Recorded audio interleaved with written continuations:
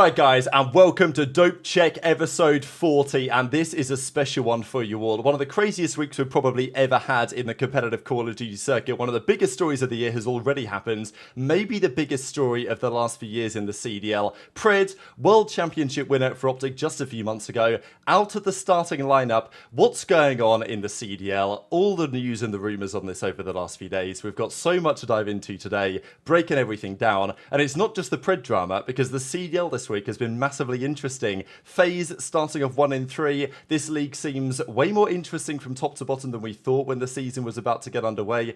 Gentlemen, it is good to be back. We are live on YouTube. I'm here with Trey. I'm here with Ace. Trey, how's it going? Still the most winningest player. I forgot. CDL history. You know, you guys have really got to start respecting me a little bit more. It's actually a violation that you guys don't respect me that much, Rabbit Ace. You know, it's a joke. You know, you guys said you were going to start referring to me as the wingingest player, and I just ain't seeing it. But listen, you know, we got a bunch to talk about. I know there's a lot of people in the chat right now ready for the PRED stuff. And I just genuinely think there's a lot of people ready for the CDL stuff as well, not just the PRED stuff. You know, we've got a bunch of teams not doing so well. We've got a bunch of players that can't shoot back. And, you know, we've got a bunch of teams that are, you know, doing really well. And it's, you know, I'm excited to get into it. I actually watched a few games over the weekend, you know, which is crazy for me because I don't really like watching, you know, backwards diving and stuff like that. But it's an absolute pleasure. Yeah, hope you guys are ready for a nice episode. A lot of surprises, man. A lot of surprises, not only in the rosters, the teams, who's winning, who's losing, who's playing well, who's playing poorly. The CDL season, again, like Rab said, you know, in the beginning, it's a lot of shocks that we didn't expect. So I think this is prime time for a show like Dope Check, where some, you know, honest opinions, and we can really call out who's kind of fumbling the bag this season. So I'm excited to talk COD. I'm excited to talk drama. I'm excited to be here with the boys on a great Monday, so let's get into it, man. No time to waste. Absolutely, this is what it's all about. I mean, there's certain individuals in the COD scene that don't always like to say their full opinion. Dope Check, you don't got to worry about that. We're gonna say it how it is, as we see it, and this is Call of Duty, baby. Let's crack right on. We begin with the PRED stuff because we could talk about the matches and we could come back to this later, but I don't know how long we're going to be talking about this for. We could go forever. So I think we just talk about the PRED stuff. We see how long it lasts. And then we talk about what teams might need this guy or may not need this guy, depending on the circumstances. I want to do a quick rundown. For those of you who tuned into the pre-show on the Friday, obviously we talked about what had happened up until that date. More has happened since then. So just a quick rundown on what has happened over the last few days. The story was breaking on the 11th of December when Ronnie came out with this bombshell article suggesting that they were, OpTic that is, were considering changing Huke out for PRED due to what he describes as out-of-game issues. That was all that was said at the time. We then saw over the next couple of days, things get kind of crazy. There's loads of screenshots going around as to exactly what was going on. We then saw him get unfollowed by OpTic Texas, by OpTic. Then PRED comes out on stream last night, says that he's a free agent now, gives some more details. There's been lots of reaction to those details. So, you know, long story short, we've got quite a lot to discuss.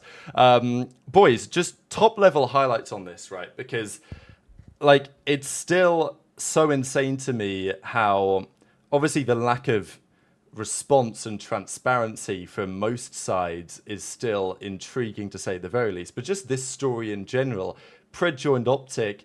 They wanted him for ages. They were trying to spend so much money to get this guy into their lineup. And now he's been removed entirely after a season where he was finally part of a roster which was able to win them the World Championship and looked like it was going to be a mainstay roster for OpTic for years to come. And all of that's come crumbling down in a matter of days. So, yeah, Trey, your thoughts first? You know, I was watching his stream last night. I was streaming and, you know, he whacked his stream up and I was like, I've got to tune in. You know, I've got to see what's got to be said. You know, I respect the things that he was saying, but also, you know, I didn't really he was going in circles for me. You know, I didn't really hear anything like, you know, what I didn't hear on Twitter. My issue is, you know, talking about the whole I stepped away mental health issues type stuff is, you know, one, I hope he's doing okay. But two, the silence from OpTic, the silence from the players, them just unfollowing him, especially when other people have gone through this type of stuff, know what they you know, they've always said, like, you know, or they've always said, "Oh, this person's stepping away. You know, we appreciate him, whatever like that." They've said nothing. They've just straight up unfollowed him. You know, that's what seems weird to me. There's been no love shown by any of the players. None of them have tweeted him saying, "Hope you're okay" or anything like that. They won't even mention PRED's name on Scump stream. You know, and this is what all seems weird to me. You know, we had a chat about like Nadeshot's take on it as well, which we'll go into later, Rab. Everything just seems so weird to me that OpTic just unfollowed him. He's not. They wanted him for so long. They probably paid a big bag for him, whatever like that, or were trying to, and now they just let him go on a free. No one said thank you. No one's even reached out or said anything like that on Twitter or anything like that. It all just seems so weird to me that I feel like, to me, this is a lot deeper than anything that we kind of know right now in public.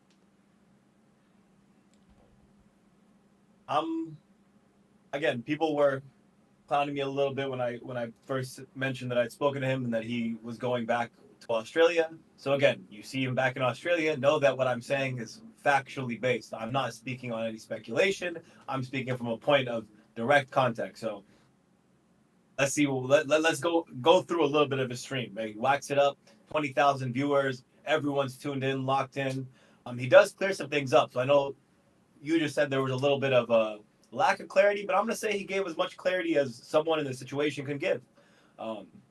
He did mention, you know, he's a free agent now, so he's in the open market. I think a bigger discussion that's worthwhile having here, and I want to kind of whack it back to Rab, and Trey, you can put your thoughts on it, is it kind of crazy that OpTic has decided to, you know, basically allow him to go test the free market? Do we think that's a little bit of a bad move on OpTic's part? I think, to me, that was the most interesting part of that whole situation, was hearing that he's now able to go be on a different team now. Yeah, Rab, what do you think about that? Do you think OpTic made a little bit of a mistake here, just letting him go completely when really depends what happened behind the scenes? I think this is my question. Let me just do a quick rundown then, because, you know, we've got a lot to get through here. So I'll just kind of break down what was said over the last few days in terms of where the rumors and the speculation have gone, because the speculation on what's happened behind the scenes today is different to what it was 5-6 days ago. And obviously, by not saying anything, OpTic have allowed a lot of this stuff to run rampant. Maybe they can't speak about it. That's a question.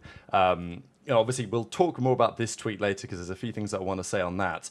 But this was the first guy that said anything about it. This buttery, delicious guy was the first person to mention this gambling problem, right? That was obviously been talked about at length over the last few days. And then, controversially or not controversially, there were a number of obviously controversially, a number of screenshots in the timeline. This was one, I think, from I Believe. And people were saying that these were photoshopped. Like, I don't know. It don't look Photoshop to me. Whatever. It's just my perspective. PRED asking him for some money for whatever reason. You can speculate. This was another one here as well. And obviously, my question was at the time, especially when people were starting to say, oh, well, you know, PRED owes this amount of money to this player, or he owes this amount of money to Hex. I mean, that's what Buttery Delicious said, that he owed 100 grand to Hex. That feels kind of unbelievable to me, but like, nobody really knows what's happening. The point being, from my side, is that, look, if it is true that PRED was not necessarily betting on his own games, I'll discuss that in a second, but even if he was having troubles with this betting problem that it seems there's evidence to suggest that he might have had, would he go to these search and destroy guys first, or is it more likely he would first reach out to friends, to teammates, to whatever? And I think that's the concerning part to me. And to be honest, my current feeling as to why we are seeing what we have seen, because lots of these things that are said don't necessarily quite add up unless you interpolate a little bit of the story. So anyway, this is what was happening then. Do you want to just step in real quick, Trey? Yeah, so this is the crazy thing to me about how much PRED was liked throughout the scene with the players. Not a single pro player has replied to his tweet. Yeah, so let me have a look at that real quick, because I was going to say it, but if you're going to say it now, then we'll do it now. Not a single pro player has replied to his tweet. Which is What does like, that tell you, Trey? As a former pro, what does that tell you? it kind of tells me that ain't no one really fucking with him like that right now. We got Puckett, we got Ronnie, we got my boy Drippy, Denny, among others. I'm going to pros. Now, to be fair, initially when I saw this, I was like, I agree with you, Trey. Let me wait till later in the day because he tweeted this at 10 a.m. our time. So, like, even for COD pros, some of them were probably asleep at like 3 a.m. I mean, But no one was in his chat. Everyone was in his chat too on Twitch. Scrappy was in his stream vibing a little bit. So there must be still some pros. But look, I think this is very telling to me because PRED obviously as part of his discussion on stream kind of said, look, those guys try to support me. I didn't maybe want their help so much. I've got love for the OpTic guys. But man, I mean, there's obviously clearly more to it than meets the eye because otherwise you'd expect one of his teammates to be like, look, AG, like wishing you the best. I hope to see you back soon or something, right? That's what scares me. And all the pros are awake now, you know. And maybe they'll reply or whatever like that. Like you said, it was a different time zone. I don't know. Everything just seems weird to me. Even Scump was in the stream. Skies, a bunch of COD guys, and you know.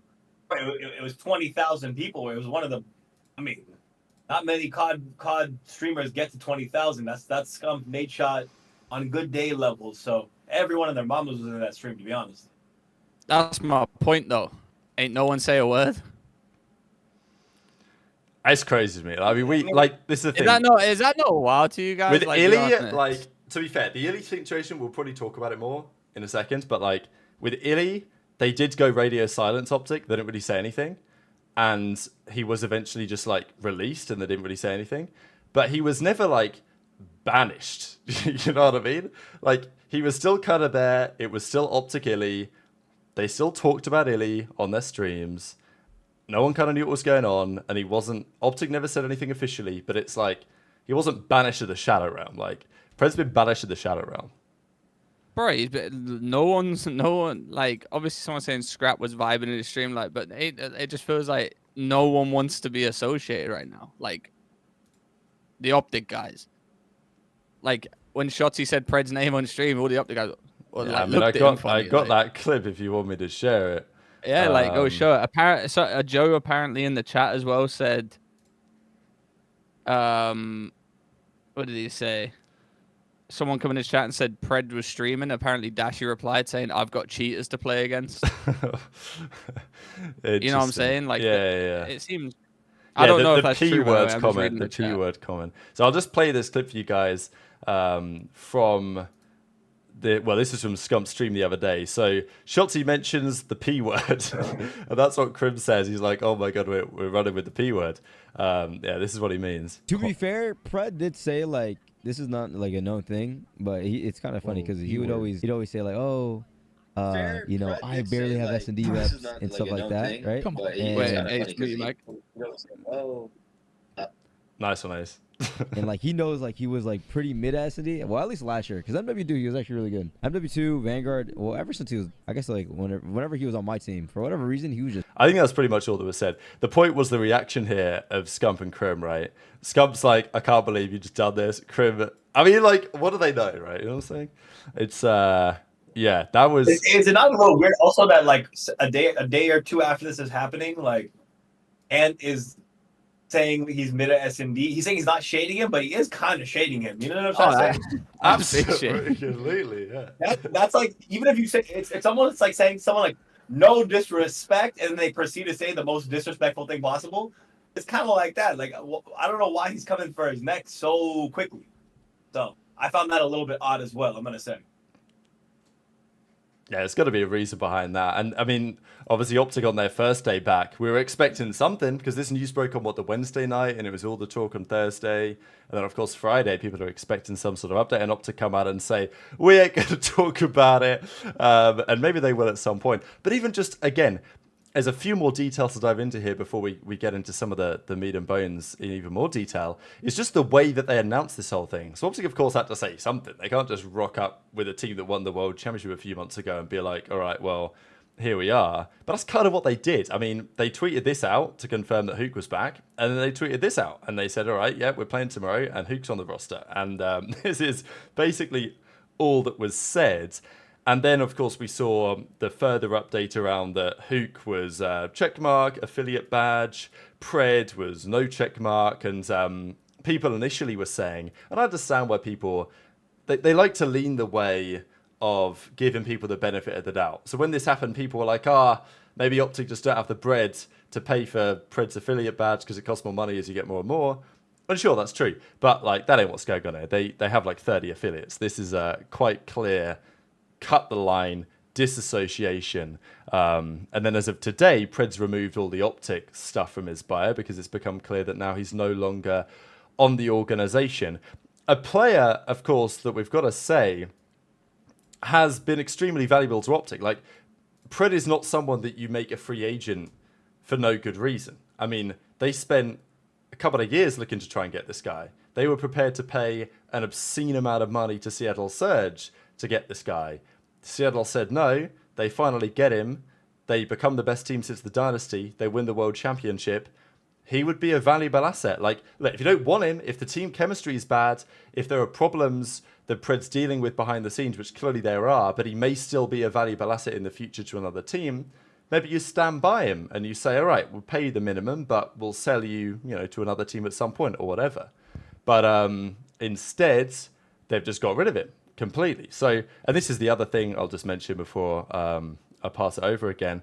This was Scump's stream last weekend. So we have PRED and Zinni, Winter Collection, OpTic available now and all this. This is what Scump's stream now looks like, where PRED is just gone. He's just been there's plenty of famous images, like the Starling one where the guy just gets erased. It's basically what's happened there. Like, PRED was here and now he's gone. I mean, maybe that's Maniac. I don't know who this is meant to be in the hoodie. But it ain't PRED. So they photoshopped him out in the space of a few days. Yeah, people in the chat are saying I'm reaching, but I think I'm spitting, respectfully. I mean, I feel like they're just trying to... What are you supposed to do in a PR situation? I understand OpTic's take for this, just to be kind of quiet about it and pretend that it doesn't exist. This is just how PR works. The more you talk about something, the worse it gets, or the more people will continue to talk about it. So they're just trying to brush it under the rug, which I get to fans and people who care about the situation is a bit frustrating. It's understandable for you guys. I get it. But they're doing the right thing as well, to be honest, of just letting it go for now and letting basically AG turn on his stream and handle it and address it the way he wants to. So in reality, as much as people are frustrated probably with it, OpTic is doing the right thing. But again, I come back to the point of, is this going to be a big regret of OpTic of letting AG, PRED, become a free agent? That's what I want to put forward to you guys, really. Like, the actual consequences, CDL-wise, of what has happened here. Yes, he's going through something, but why not put him on the bench?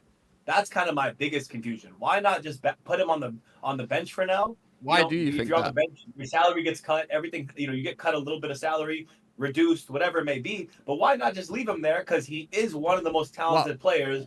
Why do you think they don't want to leave him? Why do you think they don't want to leave him there? I mean, I'm putting forward. Because they don't want to be associated with him. Clearly. Otherwise, it don't make the guys just won champs, literally just won champs, and now that not even a thank you tweet, and he's been dropped. Come on. Let's not play silly. Come on. Back to haunt them, honestly. I think it's going to come back to haunt them, to be honest. It may well do. I mean, like, I'm not. I mean, are we talking like it's going to come back to haunt them that they ain't going to win, or are you saying it's going to come back to, like, something's clearly happened to where they don't want to be associated with him, so they had to get him gone? I mean, I know we all know I'm right here, right? I mean, the evidence points that way. The evidence absolutely points that way. I don't think Ace is wrong when it comes down to like the fact that with Pred gone, it may well hurt the effectiveness of their roster in the short, medium, and longer term. That I think People is. think I'm trying to change the subject. It's true I'm not for trying to change sure. any subject. We're still. I'm trying to talk about the repercussions and consequences of this. That's specifically. I'm not trying to change the subject at all. So people in chat are tripping. Y'all are tripping hard right now. I mean, listen, it's one of those situations where they haven't said anything. Preds came out and said something, and now I feel like we just have to wait for OpTic to come out and say something. But like I said, they've not tweeted thank you. He's confirmed he's been dropped. He has cemented in OpTic's legacy for winning a champs with them, for winning the biggest event of the year with them, and you know, it's there's been nothing said about it. Like Rab saying he's been removed from adverts. He's come out and said he's an FA. Teammates haven't said thank you. Org hasn't said thank you. A bunch of I just feel like it's just a lot deeper than just what we know.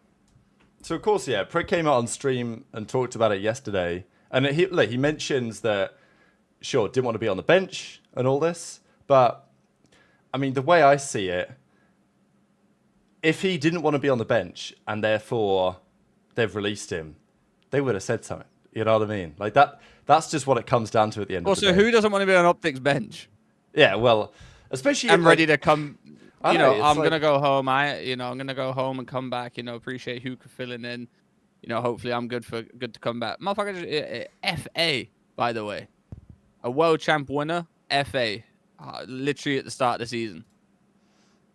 Obviously, a lot of the comments here. Yeah, I mean, look, we're going to talk about another theory in a second because there's obviously been more speculation on this. Like, what he did clarify is that he's not been betting on his own games, which was like, I mean, I don't know if he specifically said that he hasn't been betting on any CDL games, but like definitely not on his own one. TJ in the chat, the talking point about Pred should be about Scump's stream change, face covered. Why would they change that if everyone been left in good terms? Well, I think precisely as we've been discussing. Well, I mean, no, that one's fairly obvious because he's free agent now. So why would you have someone that's a free agent? Yeah, but why? Why though? Bro, I can't keep this poker face up forever, right? I'm just saying, an advertisement, it makes sense why that happened. I think that's pretty clear cut, honestly. This whole thing kind of scares me though. Why? Because you've just got a world champ winner off the roster, no words been said, nothing like that, and it's just we need OpTic to say something or something like that so everyone gets everyone, because it's like one side to this story right now, but the other side is just creepy to the fact where it just looks like he's just been Thanos snapped away like out of their brains. You know what I'm saying? This bit about him having a kid is so funny but this is also a consequence of OpTic not saying anything. And I think this is where the debate to me comes in, because with what Pred said on stream last night, there's realistically only a couple of ways to interpret it. One is that Pred isn't telling the full story. The other option is that like OpTic are just being a bad org over this whole stuff, because there's only a couple of ways to interpret it, especially because they didn't say anything. And therefore, it got to the point where people are wondering if Pred's like had a secret child, and that's what's going on. Shout out to Yali, by the way, another one. I've seen enough Sim to OpTic in 2 months. Well, we'll certainly talk about that. But this is the issue. Like, if OpTic wanted to defend him and OpTic wanted to support him, as Pred mentioned on the stream yesterday, they wouldn't have handled it like this, because, Pred was asked, why they don't follow you anymore? And he was like, well, I'm not on OpTic, so they're not going to follow me anymore. Which, sure, but like, I mean, I'm not so convinced that's the full story there. Like him being a free agent, I don't think there's anyone that's not wishing Pred the best in this whole situation, right? I think that's the fundamental matter. Like, we want Pred. Pred's such an exciting player, like such a great talent, great for the community, phenomenal for like Australian COD and around the world as well. Brought energy to OpTic that was crucial to their success that we've not seen on that team since like I don't know, the formal days, I suppose. And that's now all gone for the time being, which is a real shame.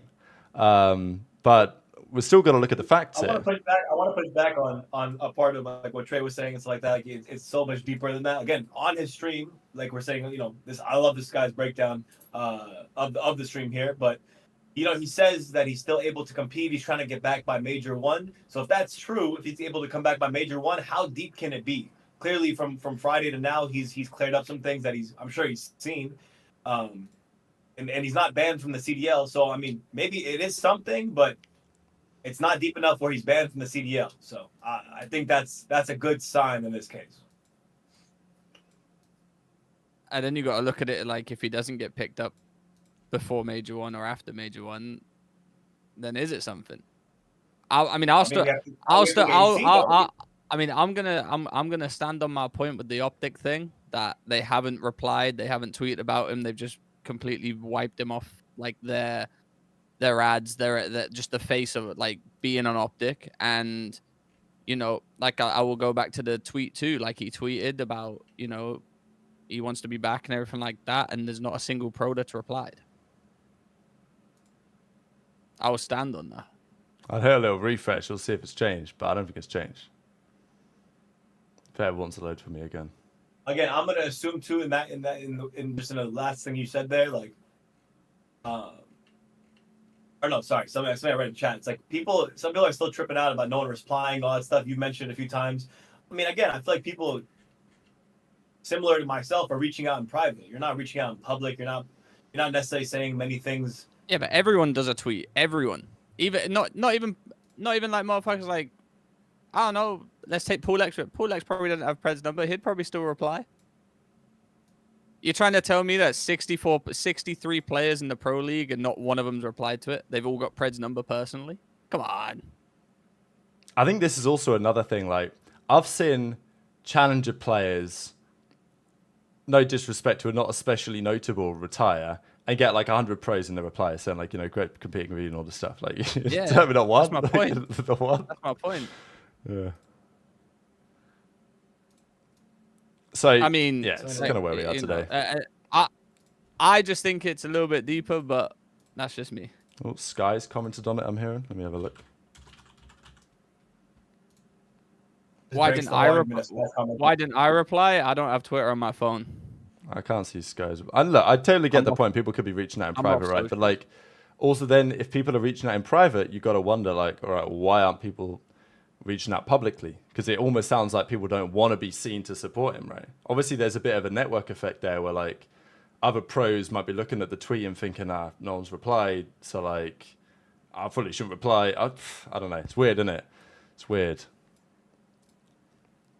Also, on the following thing, I don't know what's true and what's not true.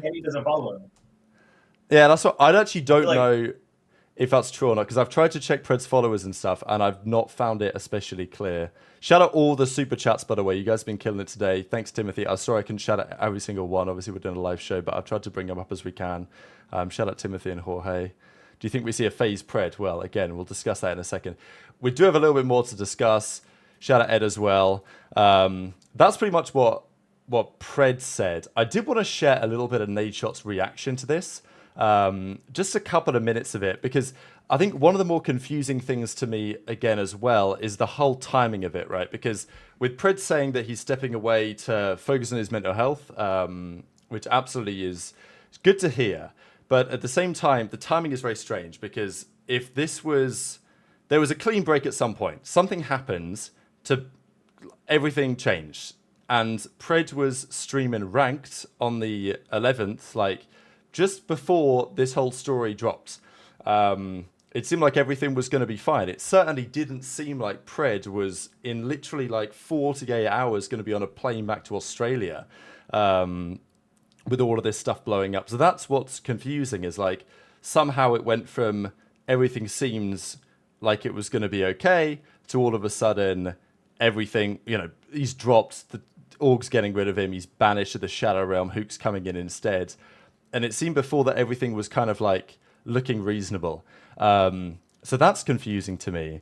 And Nadeshot then commented on his perspective on this. And I will say that, like, well, there's a couple of things that were interesting about what Nadeshot said. One of which was when somebody in the chat mentions how, OpTic aren't supporting PRED, and Nade gives his take on that as well, because I'm sure you maybe we'll talk about it in a second, Trey, on like the whole Maniac side of the story, what OpTic and Hex did with Maniac when he was having his problems. Nadeshot probably knows more than he's letting on here, and this is what he has to say on that perception. That to me is my goal. I don't even know what team it was going to be like. There's no guarantee or anything. I don't know what team's going to 1x. Classic behavior from OpTic, dropping a player at their lowest point, first with Illy and now Pred. Yo, Cobra, I got to be honest with you, bro. We kind of went through this yesterday. When somebody says something where they truly have no idea what they're talking about, and they say something as like absolute fact because they think that they're correct. I mean, one of the biggest complaints that I've ever seen on subreddits like Hot Competitive or the OpTic Gaming subreddit are why certain creators still in OpTic. You know, there's some names that have always come up. I'm telling you right now, Hector is one of the few people across all of esports that when he has a friendship with somebody, he'll pretty much do anything for that person. So to say that, they dropped Illy, they dropped Pred when they're at their lowest, brother, for an esports team specifically, I'm not talking about OpTic as an organization. I'm talking about the team itself, that their entire perception and their function as a esports team for the business is exactly what that is. It's a performance-based business. You know, I can pretty much guarantee that after you win a world championship coming into the next year, you're not going out of your way to drop somebody because they're not feeling like themselves right now. Okay? So I got to shut that down immediately. Anybody? Okay, yeah, so that's Nate's perspective. There's a little bit more, actually quite a lot more I wanted to share in a second, but I just think we'll comment on that real quick because obviously that's the debate either way, and Nadeshot is very firmly coming out in the camp of like, look, OpTic did what they could. Hex has not snaked him. Obviously, reading between the lines there, it's like Nade believes there's a very good reason why the decision that's been made has been made. That decision may be that Pred refused the help from OpTic. That's kind of what Pred implied on his stream. But even if that's true, then it's like, well, would they just cut him off? I don't know, Trey. Yeah, I mean, Hex is one of the greatest people in esports, to be honest with you. Back when we had our issues with Red Reserve back in World War, what was it, Black Ops 4, 2019, he offered to help. You know, if we needed any help, he DM'd me saying, "Yo, if you need any help, you let me know." You know, even when we needed a place to play when we first moved to Texas, you know, he let us use the Hex quarters and everything like that. So, you know, Hex is one of the very few people in esports that I feel like would help anyone, any player, anytime, if they needed help, even if you're just like coming into the scene. So, you know, I will always have respect for Hex on that end. I'm gonna step in as well and say that Hex has done no wrong in this situation. Hex has actually been very straightforward and supportive in this case. And I'm not telling you from my perspective. I'm passing on some information here and contradicting anyone in the chat that may be upset with Hex, OpTic, or whatever. Like I said, even from the PR angle, it makes sense what they're doing. So I wouldn't be so upset with them. It's really, I know your guys' desire just to know what's happening. Curiosity at most, which is not wrong. But definitely no fault should come at Hex. He really is, like Trey's saying, and even from background, and even myself, someone who is very, I would say, is a new face relatively to the COD scene in terms of being in the backstage and stuff. Very kind guy, really supportive, always down to help. So anyone that's coming at Hex maybe at a wrong way here or thinks that he's malicious in this circumstance is absolutely wrong. Hex is one of the best people around in COD and esports in general, for sure, 100%. I'm seeing people saying that he was playing at Shotzi's house the night before it happened, right? Well, that's where we're going to go next, I think. Because obviously there's, given the timeline here, the latest speculation, shout out Pens for the 2, has been that there was some event that happened. Obviously this has been brewing, obviously, but equally, you know, there's a feeling that like there was maybe one event or something that happened which kind of pushed the, you know, was the final nail in the coffin or the straw that broke the camel's back or whatever you want to say.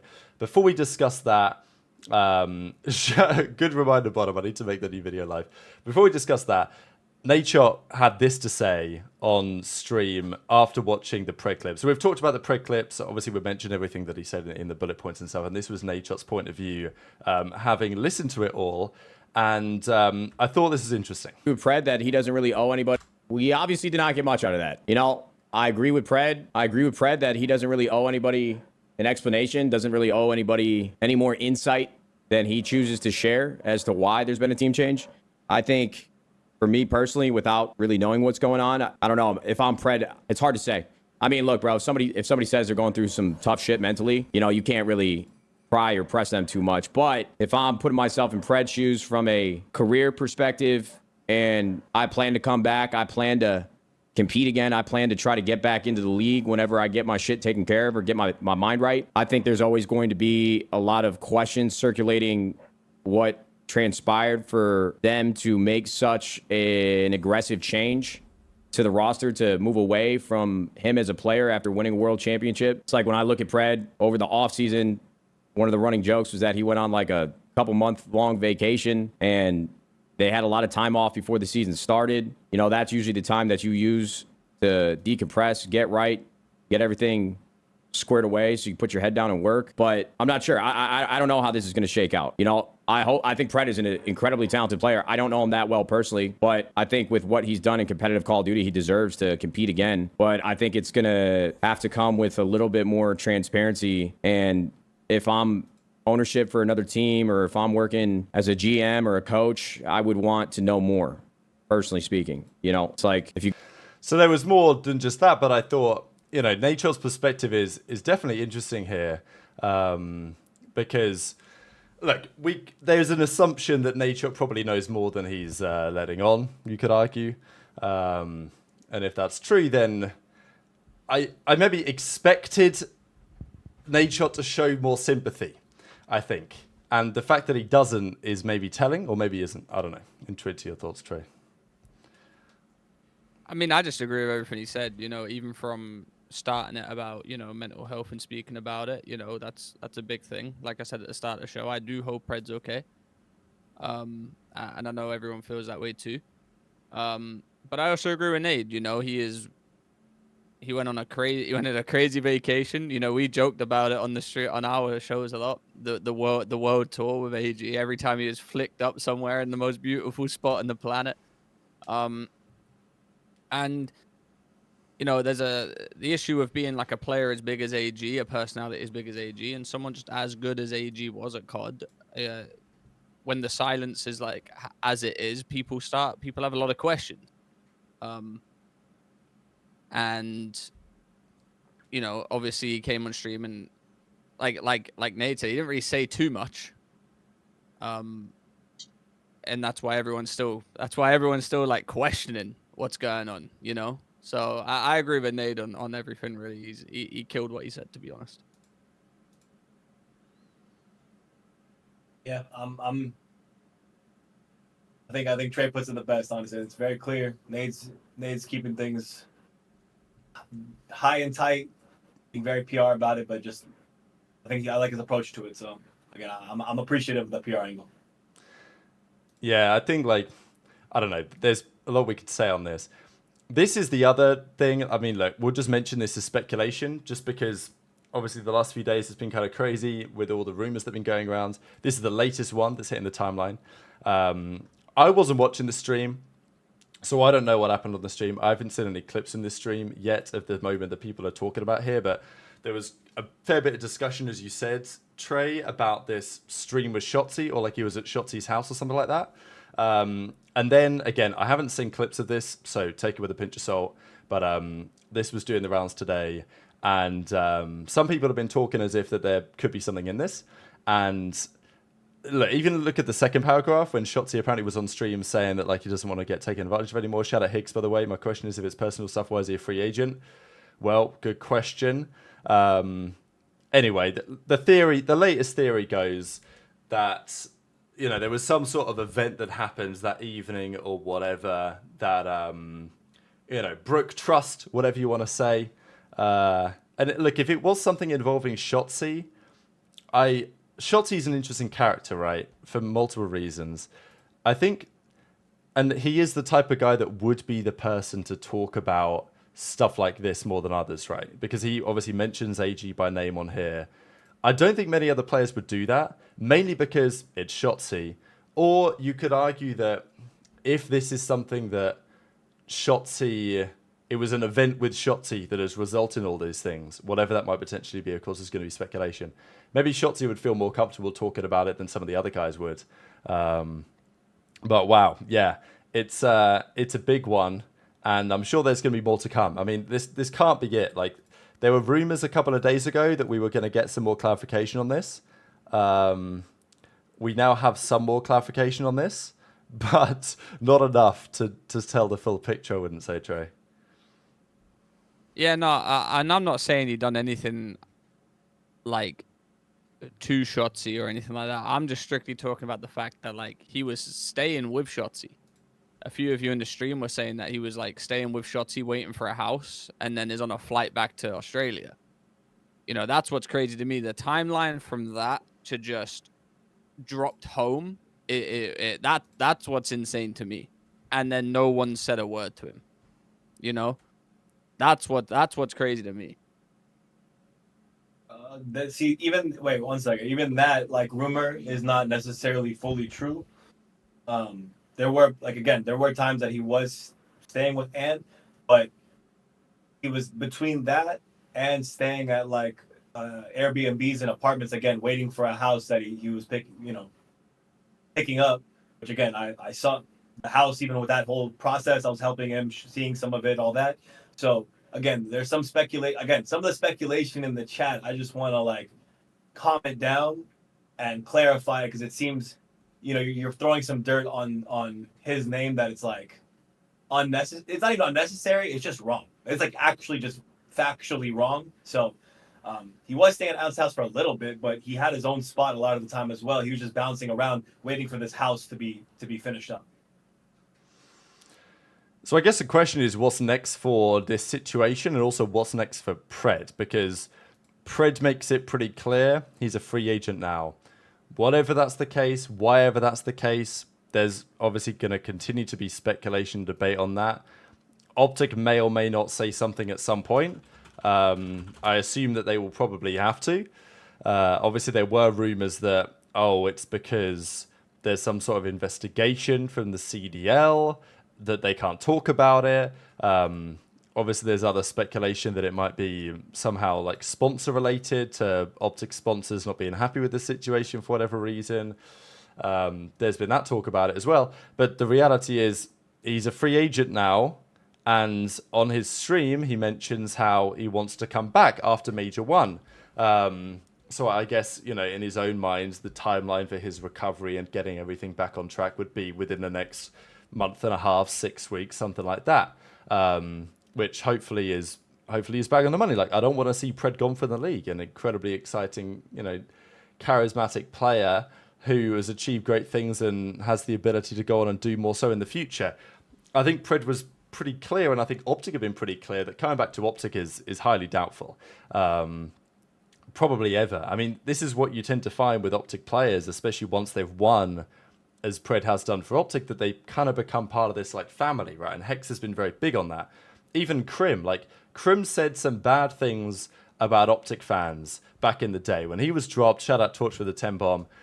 And there was the drama happening. Crim was saying some things that, did not please Hex. But at the end of the day, Crim achieved all these things for OpTic. Yes, he was big time beefing with Scump, and Crim's now back on OpTic, right? And, the family was never fully cut off there. The PRED situation, I don't know. To me, it feels like something's happened that makes that untenable. I don't see Hex coming out and saying, "You're welcome back to OpTic anytime."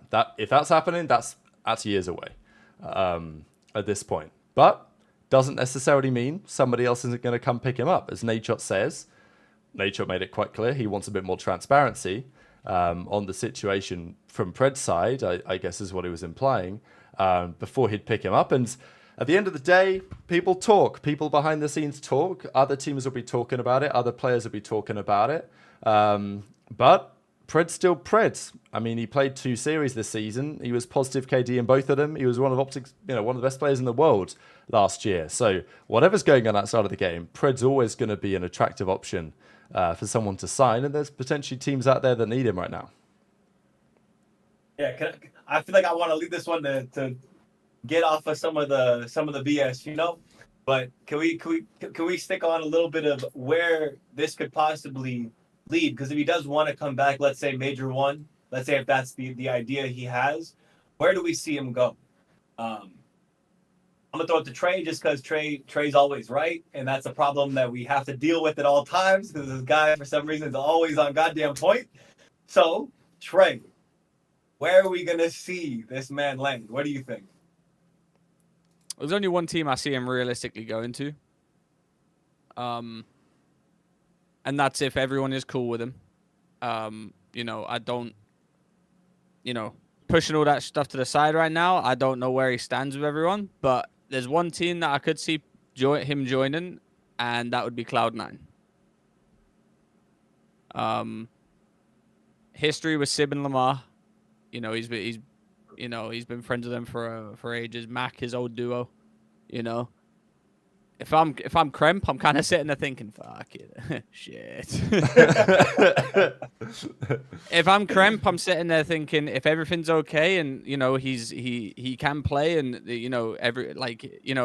whatever happened over there, staying over there, like it's an OpTic thing, and he can play in the league. I'm Kremp. I'm sitting there thinking, yo lads, I'm still good here, right?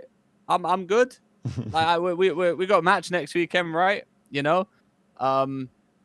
That's realistically the only place, one, where he would want to go, and two, where would want him to play there, with the utmost respect there.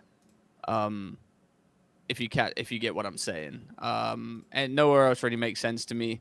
FaZe, they're not having the greatest run right now, but I don't see them dropping anyone right now. And I just see I just see it him being like good friends with them all. Over on C9 is probably the best place for him to go. I'll throw a couple ideas at you. Let's see if Rab agrees, but I'm gonna throw some at the wall and see what sticks. The Cloud9 one is a really good idea. I mean, again, it just kind of makes a lot of sense. The only downside to it, I think, I would put forward is just like you ran it with those guys already. You kind of know what you're gonna get, and now you got Lamar as a coach, which is great. But you have the history with these guys. You want to chip with them, but you didn't get to the top of the league necessarily. You were like a top 4 contending team, but you weren't sitting at the top. So I think it's a little bit of a risk, let's say, to go to C9. The FaZe angle is pretty solid in my head because they do look terrible, but who knows? FaZe is one of those teams that can come to a major and all of a sudden surprise you, like just become final, become Exodia, end up in a grand finals and look nothing like this online qualifier time. But I wouldn't say that's completely out of realm. There's some, he's a Muslim player. Why not see him maybe on a Falcons team that's struggling? King of Bodhi, your time might be coming to an end, buddy. Can you imagine? You might have to get back to China and sign with the Shanghai Sharks pretty soon, buddy, because someone's coming for your spot. There's some other. Who wouldn't want AG? I'm gonna put it that way. Who wouldn't want who? The Thieves angle is interesting. I think they're a little too good right now. That's another problem. They're just too good. Thieves is a crazy shout to me. I think that is insane. People that are saying no, I think Thieves is the dumbest shout of all time. Because who is he better than on that team? Honestly, if Envoy is struggling a bit, it could be just the only upgrade available that would make sense. The only upgrade that would be sensible, actually. I just don't see Pred on that roster. On that roster, I'm not trading Envoy for Pred. Really? Yeah, really. Envoy is more important to that team than people give him credit you're for. the one that roasted the idea of the glue player. So why not? No. I roast the idea of the glue player when he's getting fucking world starred. Oh, we need him. He's the glue. No, he's dropping a 0.6. Get a goddamn kill. That's not Envoy. Envoy is so important to that team, and unless he's dropping 0.3s, I don't see him. I don't see this roster changing all year. You also got to understand, like, Envoy is an incredibly important chemistry piece. I just want to say this real quick because, like, Pred, I don't know what the situation was like on his previous teams, but there's been lots of speculation in recent days that things were not all sunshine and rainbows behind these scenes in OpTic. Maybe for multiple reasons. Obviously, we know that Kenny and PRED were getting into it a bit last year. I don't think you break up a good thing when it comes to this Thieves roster. Like, sure, if they start placing top 6, top 8 when the tournaments come around, then sure. But, like, until then, no chance.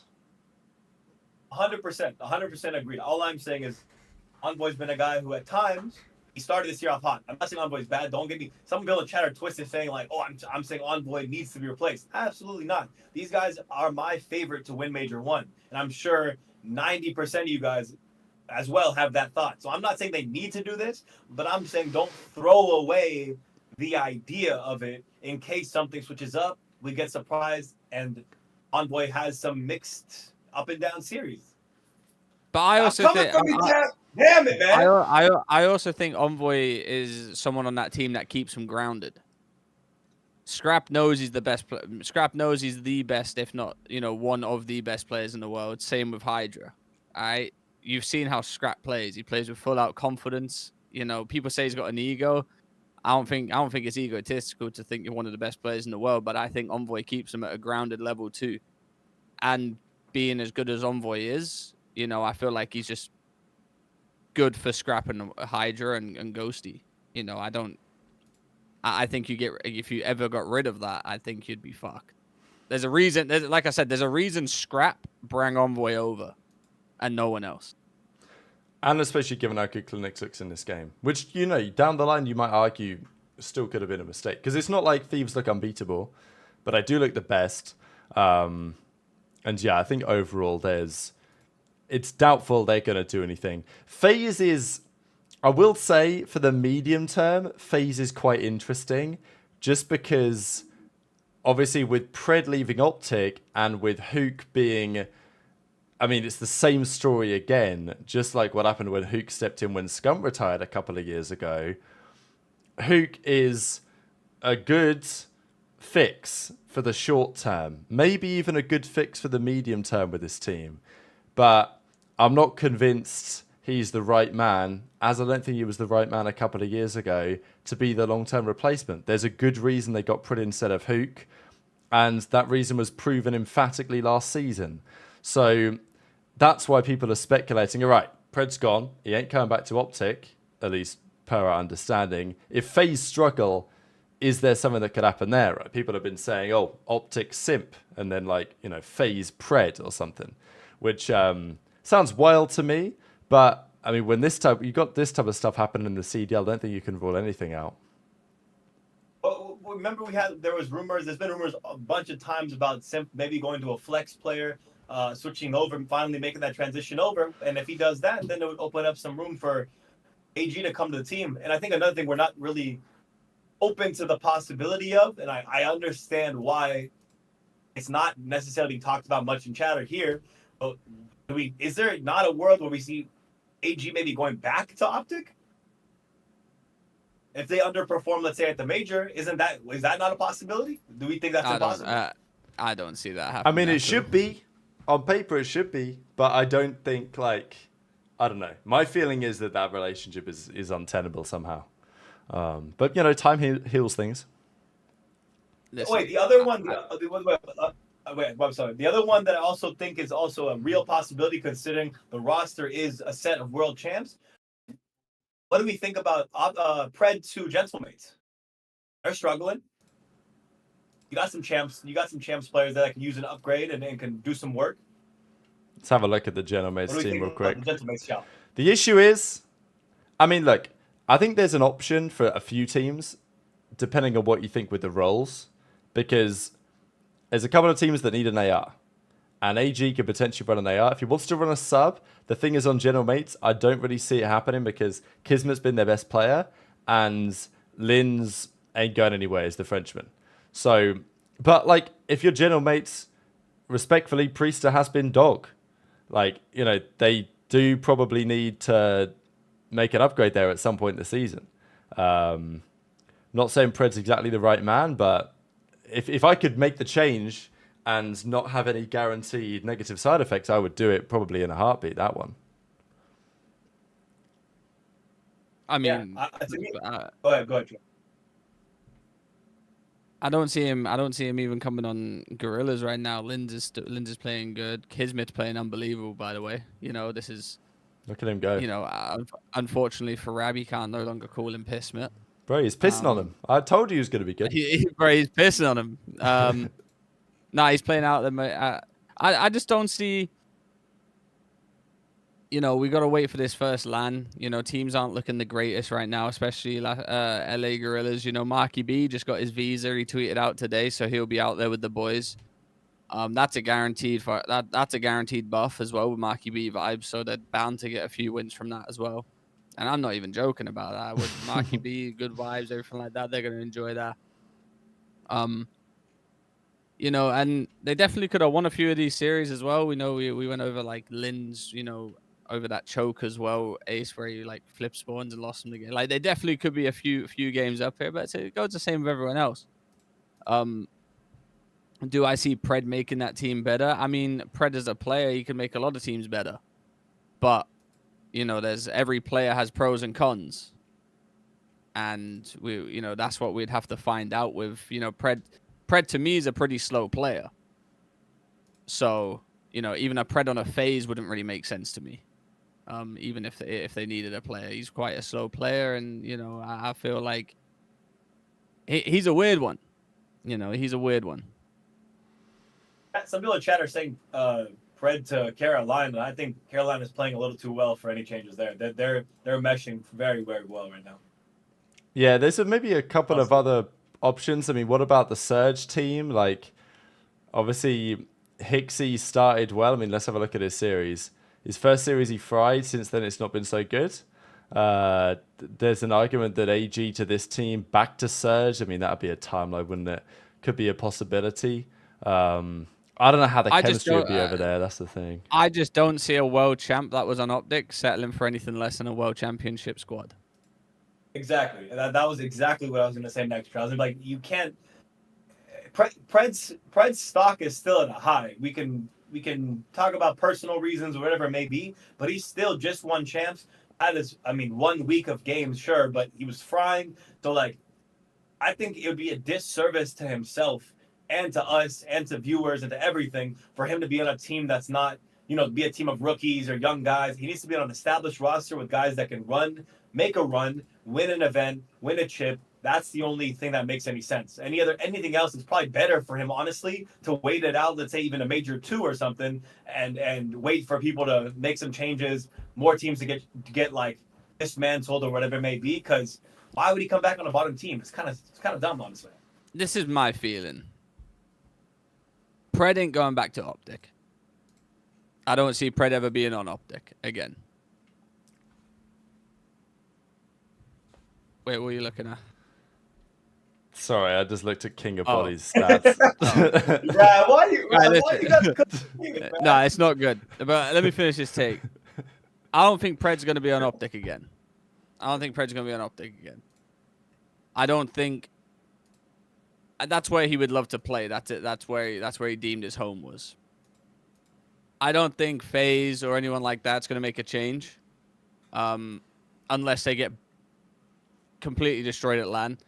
I think the best thing for Pred, if he can't get on OpTic, LA Thieves or FaZe, because I don't think Ultra's going to make a change. I feel like they've got their clique over there. 3 European players, 1 an A player, and we're talking Joe Deceives, who's a very good player too. I feel like they're set on that one, and we know Ultra's not going to pay a big bag for Pred or give out a big salary or stuff like that, which he would be hoping for. I don't listen. If Pred don't get on the top 3 on the top 3 teams, and we can rule OpTic out of that because I don't think he's ever going to go back to there again. I think he might not come back this year.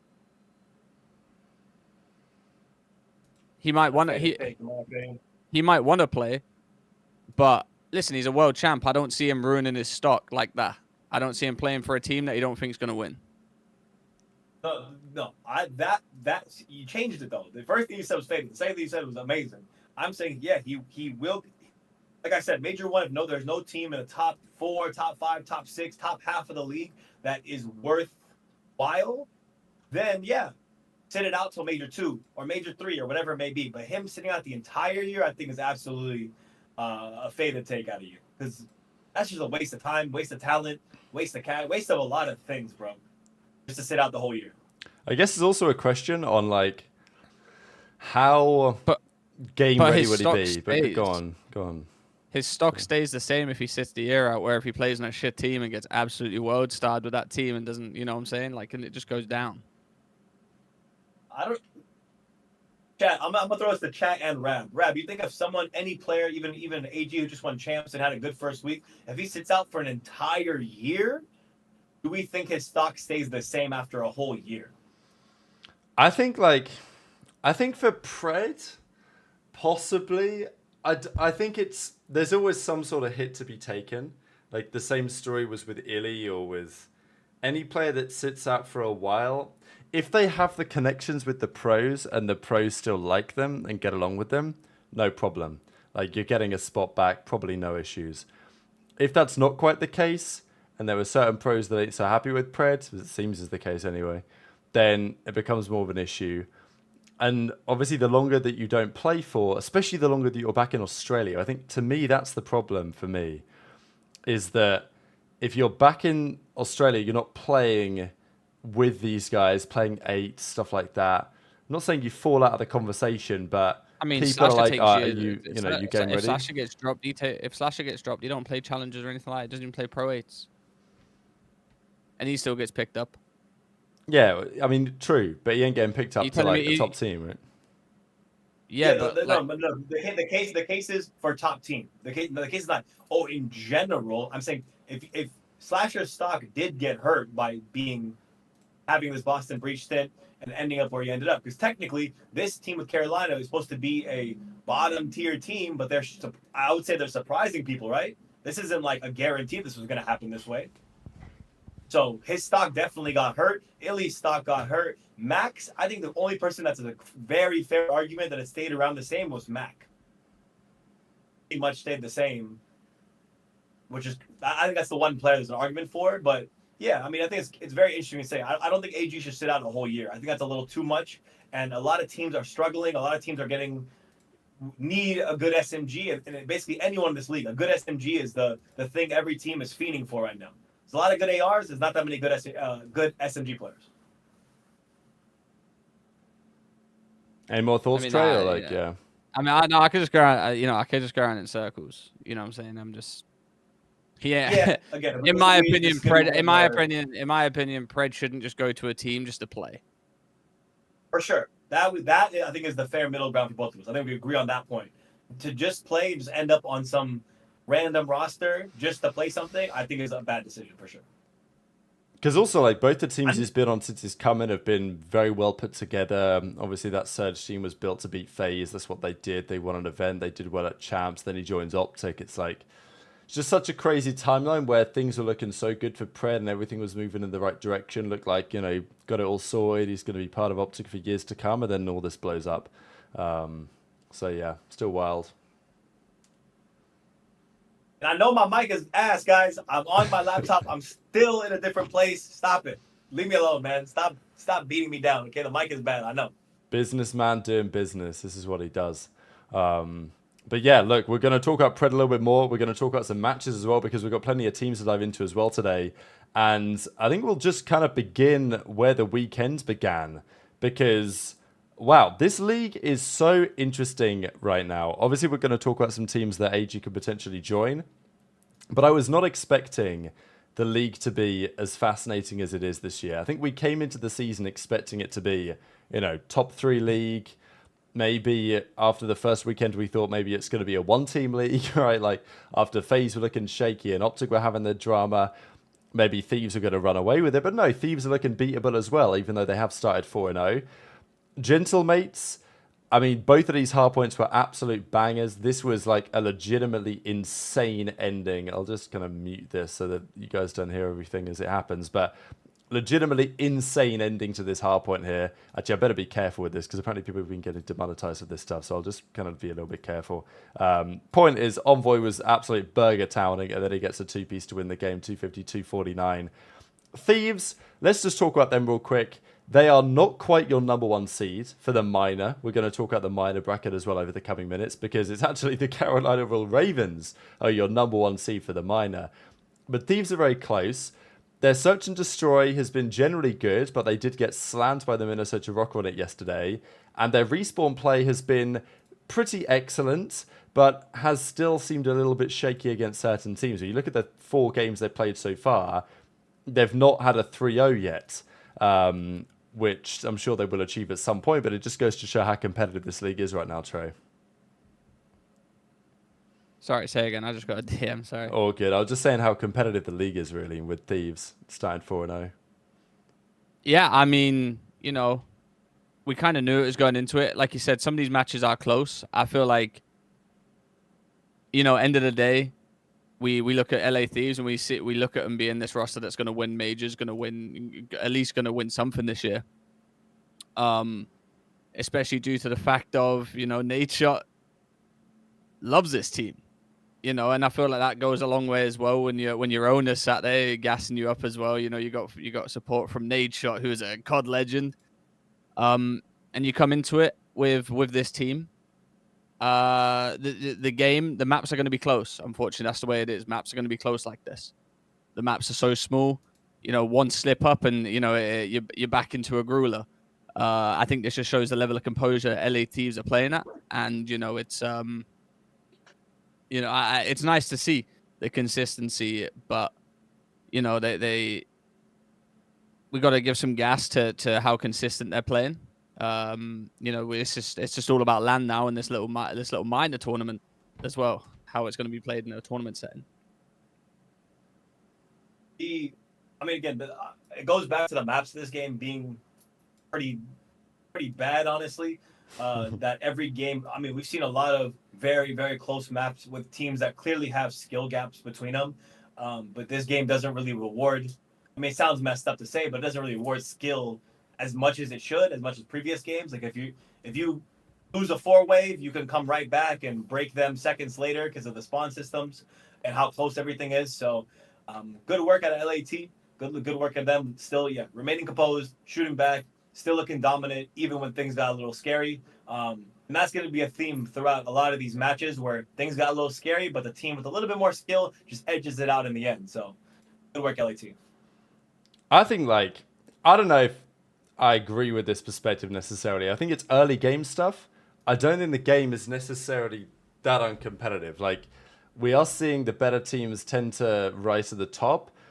Like, you could argue that, oh, we're seeing some surprising results and therefore the game is uncompetitive. I think you're naturally going to see a bit more randomness when the game just comes out, sure, when the season starts, but FaZe didn't get 3-0'd by Ravens on just flip of the coin. Like, they didn't play their best stuff. We'll definitely talk about that over the coming minutes here because FaZe's current situation is a real predicament. I do get the opportunity today to talk about my boys on the Miami Heretics because, yeah, I'm not going to lie, they're actually as good as I thought they'd be in respawns. I was kind of high on this team, as you know, Trey, but unfortunately, I fear Trey might be right. Again? Yeah, I think he was right. He was right again because these guys, man, they cannot win a search. It's actually shocking. They get slammed every single search and destroy. Look at this. Against Boston, 6-2'd, 6-2'd, and they played, who was it? Toronto, here we go. They played Ultra, and they went down 6-1, 6-1. So, yeah, there you go, ladies and gentlemen.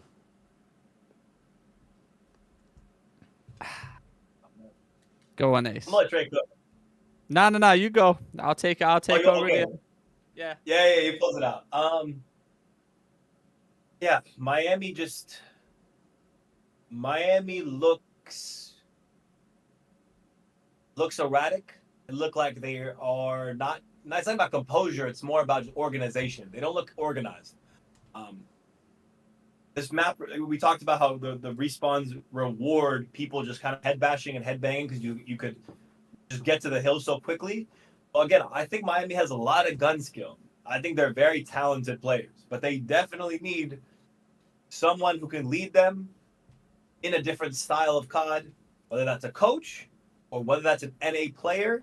Again, Real is something maybe kind of close to it, but that's not exactly what I'm talking about. Somebody, not saying this player is going to go there. I'm just saying like someone like a slasher would have been a good pickup in the offseason to make a call to and be like, yo, we need someone with prime time leadership who can get the guys going and put them in the positions they need to succeed. Yeah, this is they're just not very good, man. They're not very good right now. They need to get it together. Maybe on land they're a little bit better because obviously, that's just how the way land goes. But right now they look bad. And Toronto looked great. Let's also give them their credit that Toronto looks amazing.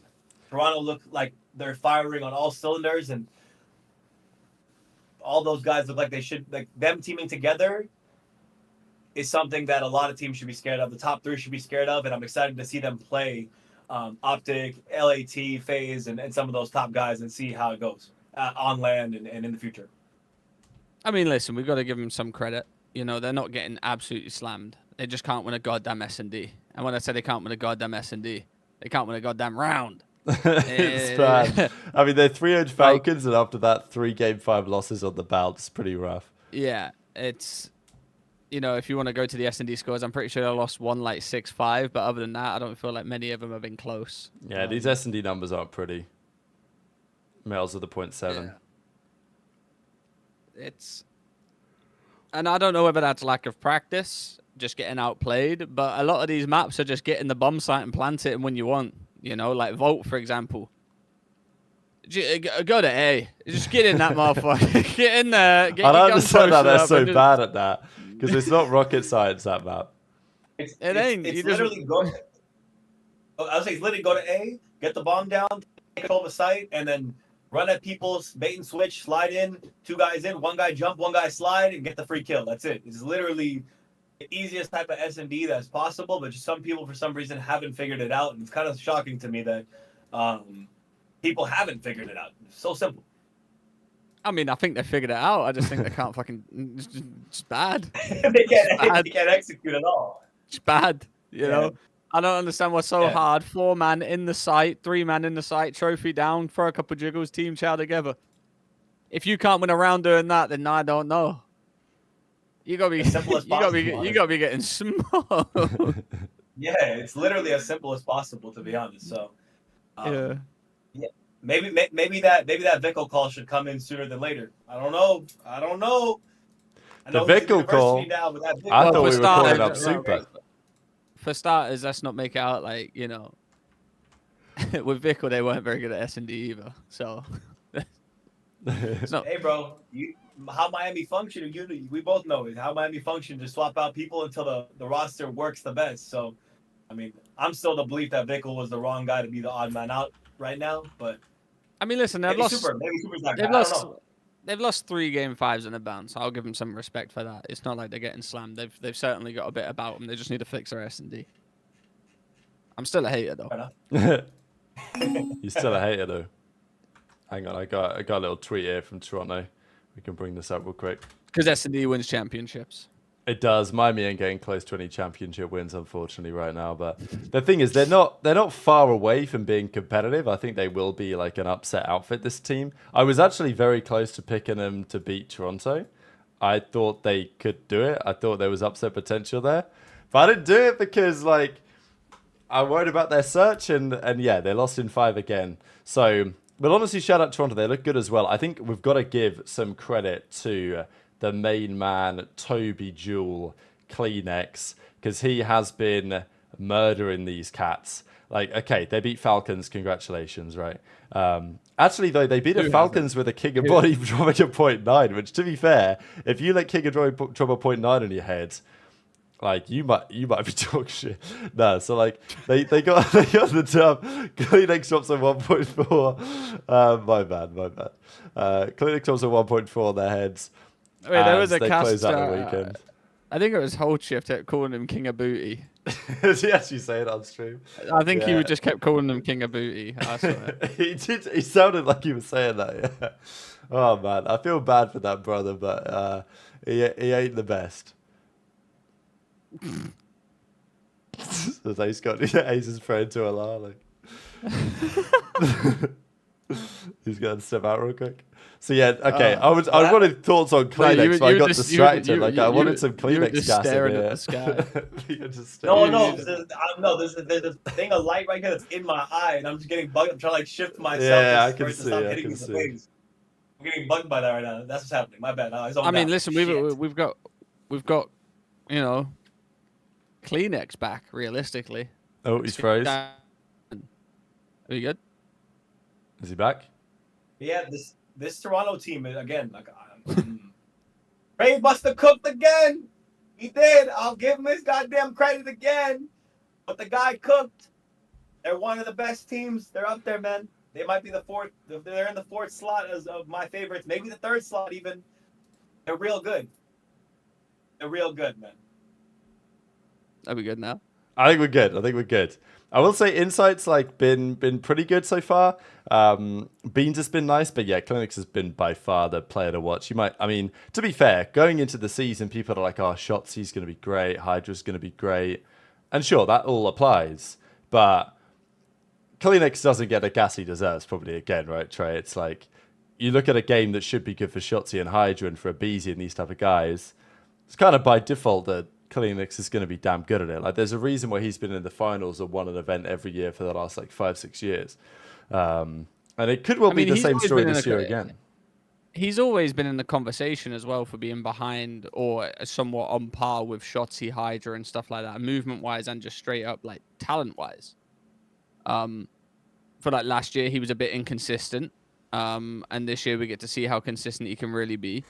And, it's an exciting time to be an Ultra fan, especially after losing, Scrap, Envoy, and people like that. And then to come back and build a roster that is still competing, at a good level, at a high level. I wouldn't necessarily call them dark horses because I had them in my top 4. So I wouldn't necessarily call them dark horses. We just knew they were a talented team and if they could put it together. And, guess what? They have. Couple near misses. 3-2 to Miami, 3-2 to Surge. I think it was a game 5 round 11 to Surge, if I'm not mistaken, too. So, like I said, it's a near miss, but composure's composure, and they've got it right now. Yeah, Benjamin Beans has been bringing the ice factor as well to this team. It's been pretty cool to see. Speaking of Surge, they played against OpTic this weekend. And I just wanted to discuss Surge real quick because in this series, Hixie has a good one. They lose game 5, round 11. Abuza, though, was on stream or was after the fact talking about the servers. What do we think, gentlemen, about the server cheese? Because I know that you think there's something in it, Ace, because of what happened with Cloud9. I'll try and find the tweets from Abuza, although I am still blocked, so I may not have much success with that. You can I can see now. I know, yeah. I think I can, but he did. Here we go, chat. The thing is, he deleted them, I think. But I'll just show you the stream for the culture. Sure. So I can see everything. I'll just ask a little bit about the server, it doesn't tell me. Hang on. Yeah, go on. Again, it's another team. It's another West Coast team complaining about the servers again. Where there it is. Woo! There it is. Go on. Shout out Elon Musk. It don't work no more. Yeah, I don't know, bros. I just think it's a little bit. What can we do at this point? It's like beating a dead horse. You're on the West Coast. You're playing against guys in Texas. You're playing against guys who are on that side, again, Atlanta, Texas. You're all basically in that southeast realm, southern part of America. You're not going to get a good server pretty much anywhere you go. What they should do maybe is call C9 because apparently, as far as the rumor goes, is that C9 figured out something with their servers this week. So maybe give them a call and see what they did. That's probably the best course of action if I was a Surge player right now. Can you go back to the stats real quick though, Rab? Yeah. This is the Vancouver OpTic series. Yeah, I just got to look at something real quick. Just let me look at something real quick. You trying to have a look? No, not the OpTic series. The other one. I can't remember which one it was. Was it the Ultra This one? This is the one you're looking for. It'll be on stream in a couple of seconds. There's a bit of more of a delay. Let me speed up real quick. But yeah, we rock in. Can I ask why my main AR has 100 deaths? My It's brother's the service. just It's the run. service, bro. It's the service. My brother's running. He is 100 running. deaths. Actually, that's super rare there. Bro, he thinks he's still on the SMG. Goddamn, hold an iron. God damn. 25 and 29 map 1. Map 2, 5. Okay, whatever. The search and destroys or whatever. But yeah, the game 4 was a rough one. This is the map where Abuser was like, I can't get a kill on this server. And look, Abuser's a good player, so like, I give him some benefit of the doubt. And to be fair, he did have so much damage. Look at that. He had the most damage on his team for 15 kills. But I mean, still, 15 and 28, he must have been losing 4. Probably not playing the most fundamental card as a main AR. I mean, Insight's the main AR on the other side, 22 and 14. That's pretty much what you expect from your AR on Protocol. At least your main. Yeah, I mean, I want my main, maining, How does he have the most deaths out of everyone in his team? Either his team's front baiting him or he said, nah, fuck it, lads, I'm going to bait this series. Don't worry, I got you. I got you. But, if we speak too much on it, we look like haters, so we'll continue we'll continue on. I'm just speaking on it from the point of my main AR's got 100 deaths. Hold a goddamn aim. Bro, back to the server thing, it is kind of just absolutely brain dead that if your team, you are consolidating your team in an area, right? Like, I think they all live in Vancouver. Even, let's say, the Ravens all live in North Carolina. FaZe all live in Atlanta, which Atlanta's not too bad. But if you're bringing your team together in one location, why wouldn't you just go to Texas? I think that's just personally, organizationally brain dead. Simple. Yeah, I mean, I've already said if you're gonna pay for their housing anyways, if you're forcing them to live somewhere or you're paying for their housing anyways, just send them to Texas. The rent isn't high in Texas. It's probably cheaper in Texas than it is in Vancouver. Deadass. Even just on the East Coast. Even if you can just whack them on the East Coast. Yeah, send them like to Atlanta, the London boys out in North Carolina. Atlanta, Charlotte, Chicago. It doesn't have to be dead in Texas, but whack them somewhere. East Coast is by far the best place to play COD from, if not Texas. You know what I'm saying? For sure, 1,000%. Anywhere there's obviously that coast near a server, and you have 1,000 up, 1,000 down. There you go, boom. People are saying the league should mandate the teams to be in Texas or whatever, but the league should mandate all these bloody matches to be on LAN. That's my opinion. Like, screw that. You live where you want, as far as I'm concerned. But I do agree. I mean, they're also renting. They're also renting in goddamn Vancouver, and I know that's it. Yeah, bro. Like that by the end of the year, you're paying literally double than if you put them just in Texas. I've seen Hicksy's view from his apartment. That ain't cheap. Let me tell you, that ain't cheap. I think except there's some exceptions with the case of Boston, for example. I think Boston, the organization literally owns the housing that the team lives in. So that's different. I think that's a rare exception to the rule.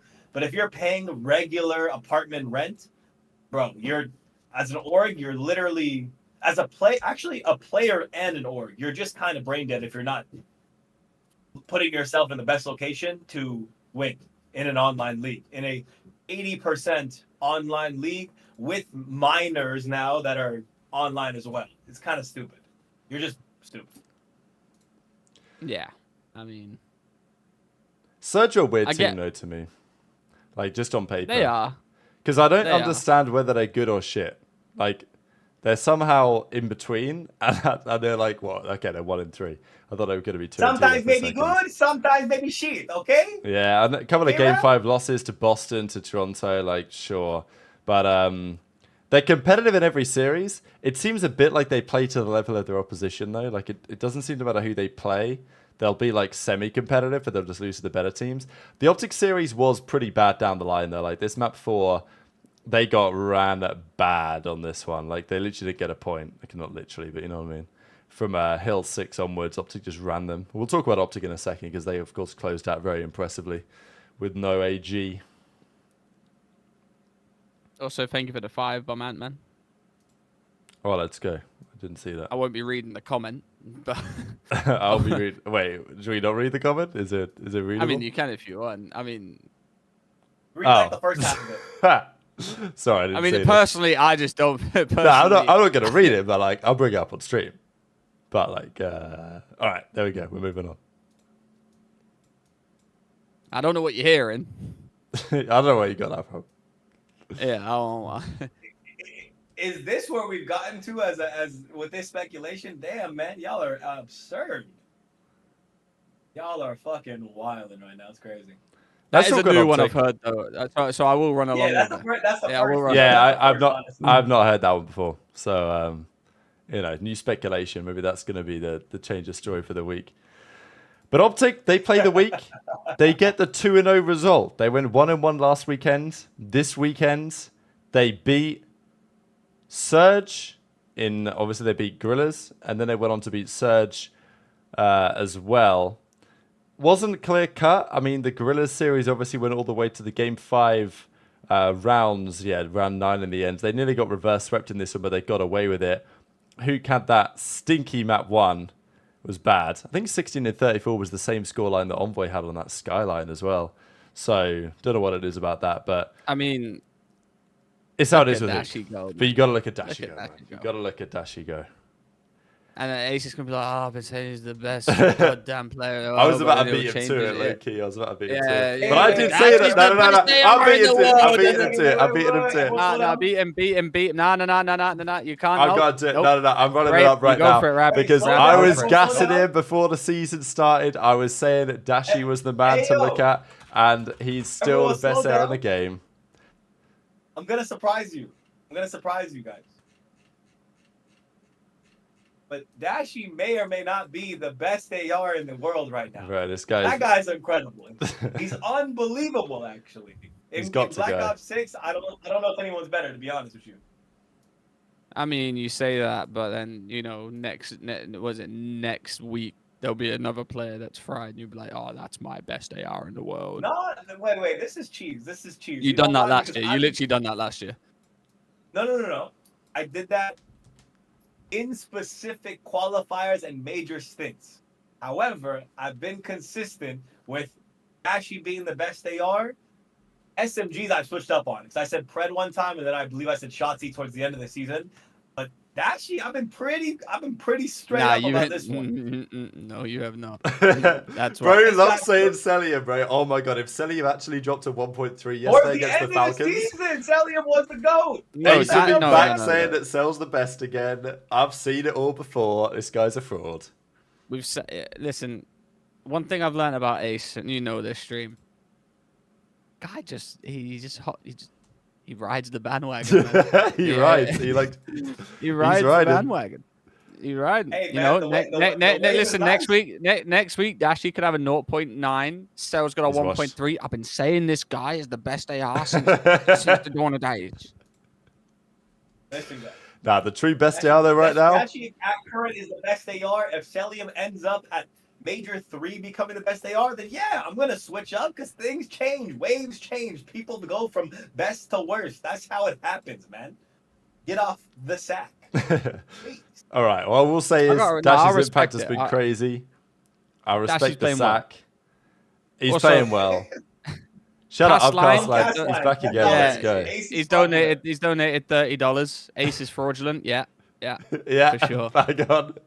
Yeah, absolutely. Right. That was worth the super chat. Absolutely. Yeah. And everyone knows the true best men are in the game, and that's none other than Austin /Alinagoat, baby. This guy is back. They said he was washed. They said it was over. They don't know ball. That's what I'm gonna say. And we know he's in the chat right now. We know he's in the chat right now. We know he's there listening. He's been waiting. Just say hi, Austin. We know you're here. Yeah, we know you've been waiting 2 hours. You've probably got us on in the gym right now, just lifting a couple weights, probably getting a bit like gas because we're about to gas you up. But you're all right. You know, I still am praying on your downfall, Austin. I can't let Gwyn take my reins. You know, I'm trying to go up in the rafters. I'm trying to ball up top, as some people say. But listen, you know, we said it from day one. This in my opinion, this Ravens team was definitely a dark horse team. It was either going to go super bad or super well. And look what Austin's doing. It's great to see him back. You know, we always I've been a big fan of Austin. You know, nicknamed Thanos. That goes so hard, by the can, way. When he's actually good, that goes so hard. And he's 30 years old. Wow. Come on now, what other 30-year-old do you know is doing it like him? You know, when I was 25, they called me too old. But no, listen, the team's doing great. You know, their S&D. You know, it's good to see, and you know, Gwyn is frying. By the way, Yeah, Slasher is getting a lot of credit, but wow, Gwyn is next level. I actually, to be fair, last year I had my questions on Gwyn a little bit. I know that Ace was gassing him up all the time. I still rated Gwyn, but I thought like LAN online, like, you know, Ace was gassing him. I see the vision. To be fair, I see the vision under Slasher. No disrespect to Clay, but I know there was a lot of talk last year that like, imagine you put TJ and Gwyn play like this with like a different AR. I mean, what are we seeing, right? Slasher comes into this game, obviously super motivated, good on trade games in general, and has been showing up big time so far. It's interesting that Shotzi said in scrims that they've been pissing on Ravens, but yet in the matches they play really good stuff. And obviously, you'd expect it to be their search and destroy getting them over the line, right? You'd expect Game 5 team maybe. But that's not what we're seeing, Ace. I mean, they're just pissing on every one of the respawns as well. Yeah, you guys are forcing me to say it, but Slasher might be the best AR in the CWL this year, guys. You might be forcing me to say it. Honestly, I didn't want to do this to you guys, but for real though. But it really is an amazing revenge tour out of Austin. I'm really, really happy to see that he's coming in like this and proving that, you know, it was really a poor decision by Boston to let him go and make him sit out for a year. I'm sure that's his blood's been boiling just watching everyone else play. Doubts coming, you know, people coming for him, telling him to retire. A lot of crap talk. Not on this show though. The gas has been mighty high even while he's been out. I want that to be noted and known. The Slasher gas has been good, but yeah, Austin's absolutely looking, you know, I would say top three, looking final form even at 30 years old. So God bless the old ones out here. Moreover, I want to give a lot of credit, and again, thank you, Rav, for acknowledging the Gwyn train, the Gwyn wave I've been on for a while as well.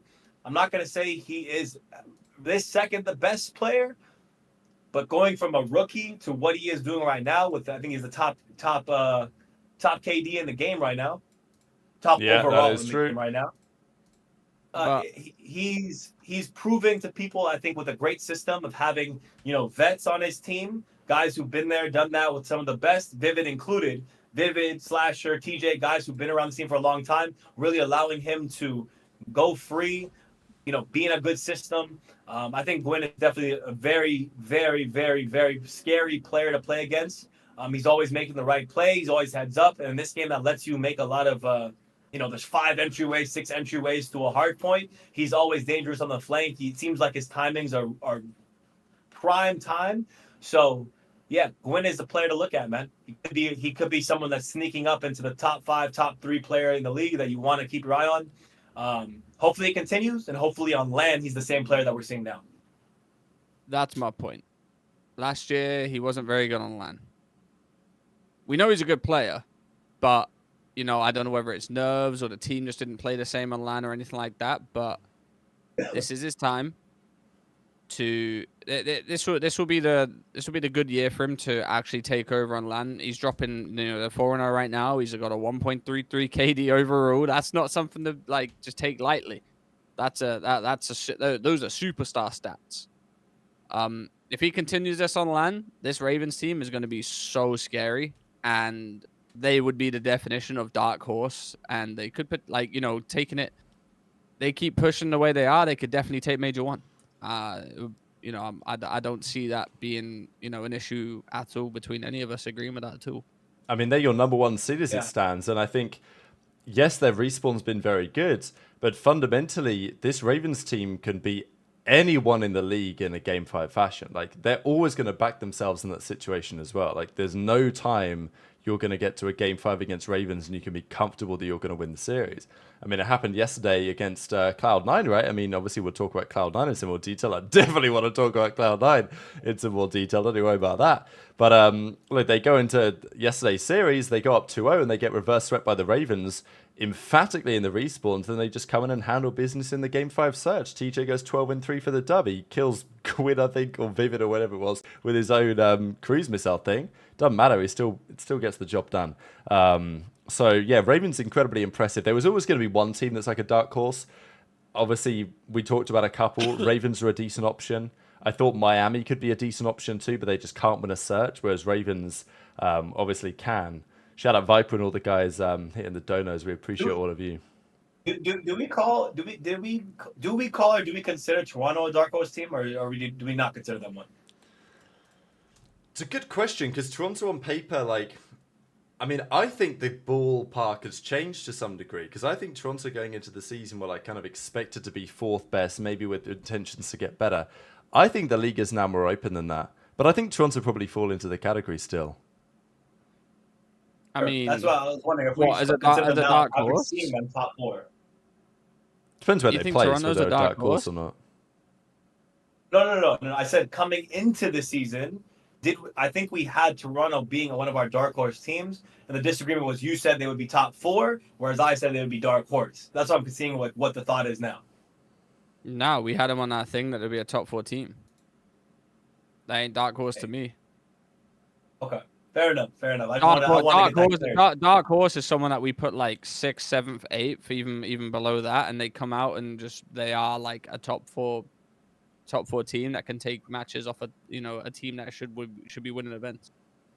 Okay, yeah, Carolina is them, but yeah, you guys can start with this Cloud9 one because I have my thoughts and I could be the closer for it. So I'll let you guys cook if you'd like to cook. I mean, you know what, Trey? I'm going to let you go. I'm going to let you go. Now, we did say they fixed the ping issue. Or so I got told. But they still got reverse sweat. And what the hell is going on with Sib? We deem him an unbelievable player, which he is. But 0.66, 67, and 101. That's supposed to be one of your ARs. He is moving. I got some stats for the stream. Not in the right way. I don't know who sent this to me. No names attached. Some sort of hater out there. I don't know who wrote this. Some sort of hater out there.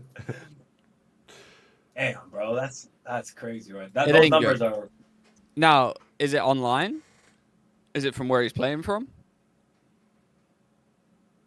It can't be where he's playing from. They all play from the same place. Is it ping issues? Or maybe that. Or is he just getting slammed?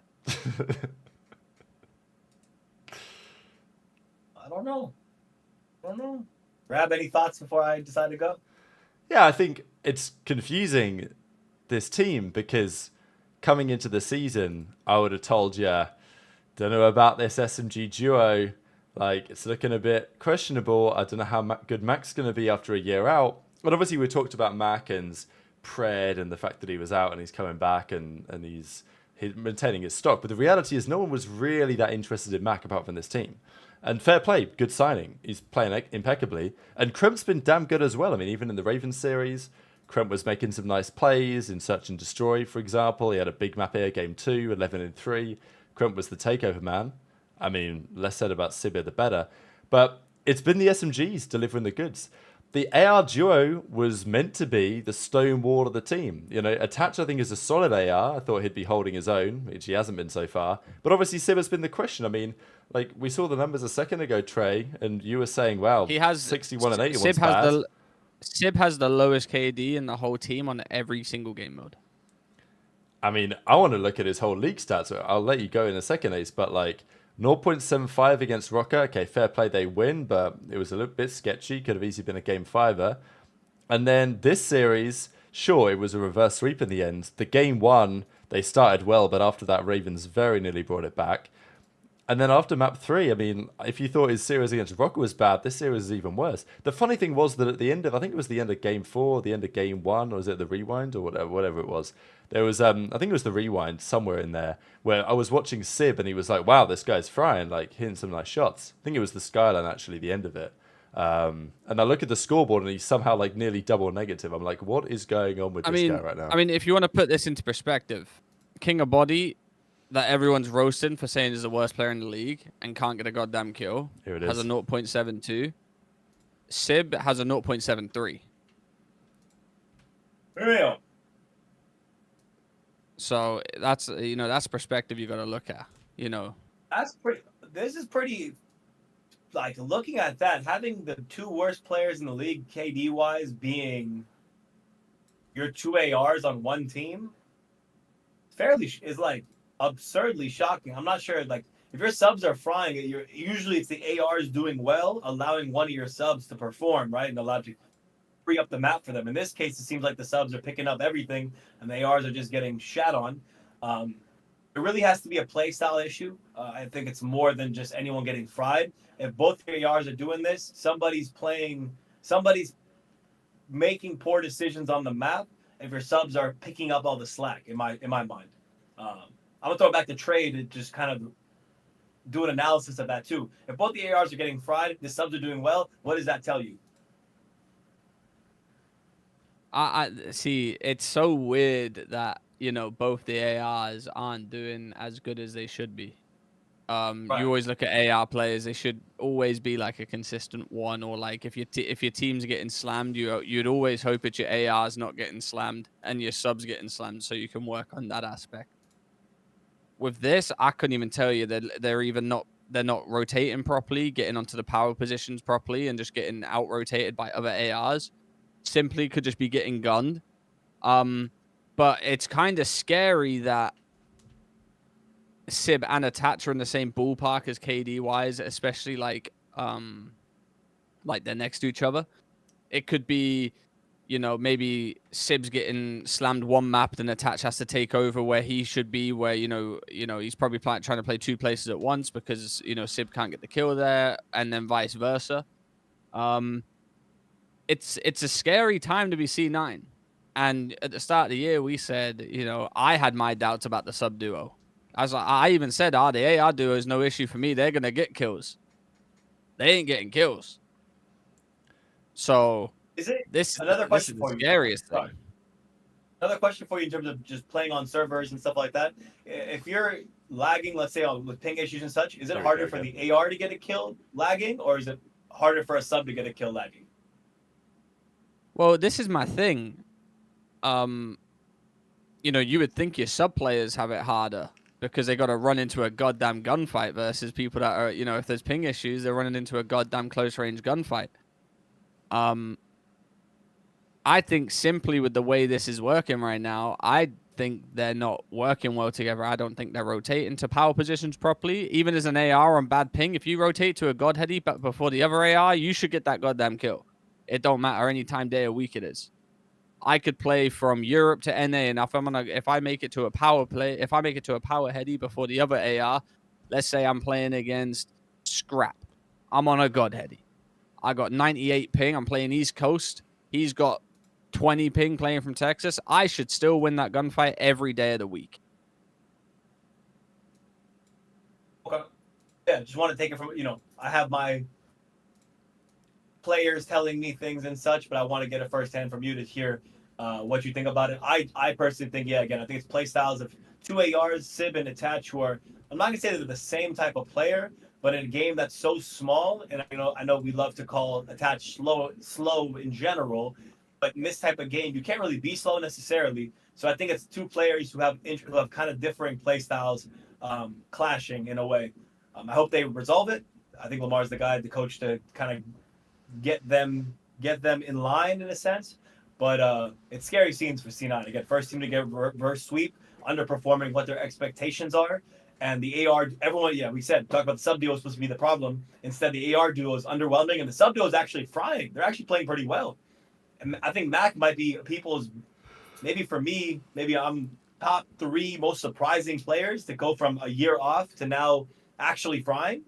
I think a lot of people, I think Mac deserves a lot of credit. I will say that's like the one kind of highlight that if the AR duo can get it together, if one of them can get it together, this team is really good. AR is one of them needs to shoot back, and all of a sudden you got 2 subs who are performing well, an AR that's performing good, and the other guy needs to just kind of glue it together, and you have a good team.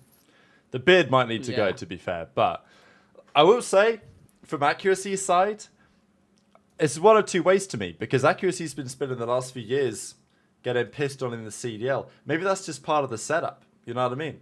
Like, maybe accuracy just sets the team up in a way where the AR just gets slammed. So maybe Lamar deserves all the credit because he's been working in a system over the last few years where the ARs are cooked and he's still been putting up 0.85s. And then you got Attach and Sib in an accuracy system getting slammed. So I think Lamar deserves more credit. But look, I mean, to be serious, Sib has got to figure something out. And I know that people have been roasting him, right? Because Sib obviously has been a bit of drama. Obviously, at the end of the day, Cloud9, they chose to keep him over everybody else. They could have decided to keep around Kismet and Skies. That's what they were going to do. They made Sib an RFA. And then they decided to stick with him as the pillar centerpiece of their roster. And he's been their worst player so far. So it's something that he's got to turn around and he's got to turn it around fast. Not that they're going to drop him exactly, but just, you know, Cloud9 could have made a different decision this season and Sib would have been left in an interesting spot. Instead, Sib, in many ways, got pretty lucky with the way that his team was formed. And right now he's not looking so comfortable on the map. So, yeah, lots for Cloud9 to figure out. I think they can do it. I'm not convinced they're ever going to be that good as we weren't before the season. But I guess the good news is that at least there's some positives to take. If you can keep Kremp and Mac playing at this level and the ARs step it up, then they could be a contender to make a Sunday. Right now, it's not looking so likely. The last, I mean, I think this will be the last point. Let's try add something else. Is just big thing with this team is just see what happens on land. Because if you guys get to land and get pissed on, then all the thought of, oh, it's servers and ping and XYZ get thrown out the window, and then some real hard-hitting questions need to be faced. Yeah, I mean, they just don't look good. That's the issue. Does that look good?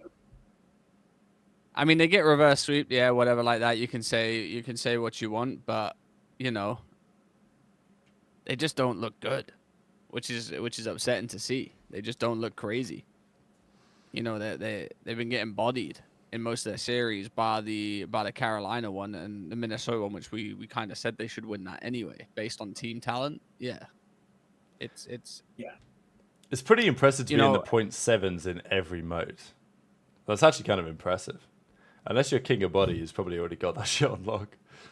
Well, this is my point. Yeah, everyone's roasting King of Body. You know, someone said in the chat earlier they're going band for band, which is scary considering you look at Sib. Sorry, go ahead. I was gonna say you look at Sib, and you know last year, for example, Ace. You know, even the year before, you look at Sib as a top tier talent, and you know they're close this year on statistics. Yeah, Sib is a guy who's consistently been one of the top damage giver in the last several games in Hardpoint, right? He's been absolutely a menace when it comes to respawn. Generational player when you look at his screen, and then this game comes up and it's as if someone else is holding the controller. So I don't know what the issue is there. I don't know what it is. Again, the fact that it's both the ARs having the issue, I think Attach is a great player who could get his own. I think Dante's definitely a great player that could get his own. So the fact that they're both in the can a little bit here is surprising, concerning, and adds some questions to my head that I think need another couple of weeks to figure out and maybe land to figure out. But it is scary if you are C9 seeing this is your result of your first 2 weeks, first 4 matches. Let's talk about another team. Been looking ass. Not a team I expected. It's going to be Atlanta FaZe. They started off last week 0-2. They went 1-1 this week, so, you know, not the end of the world.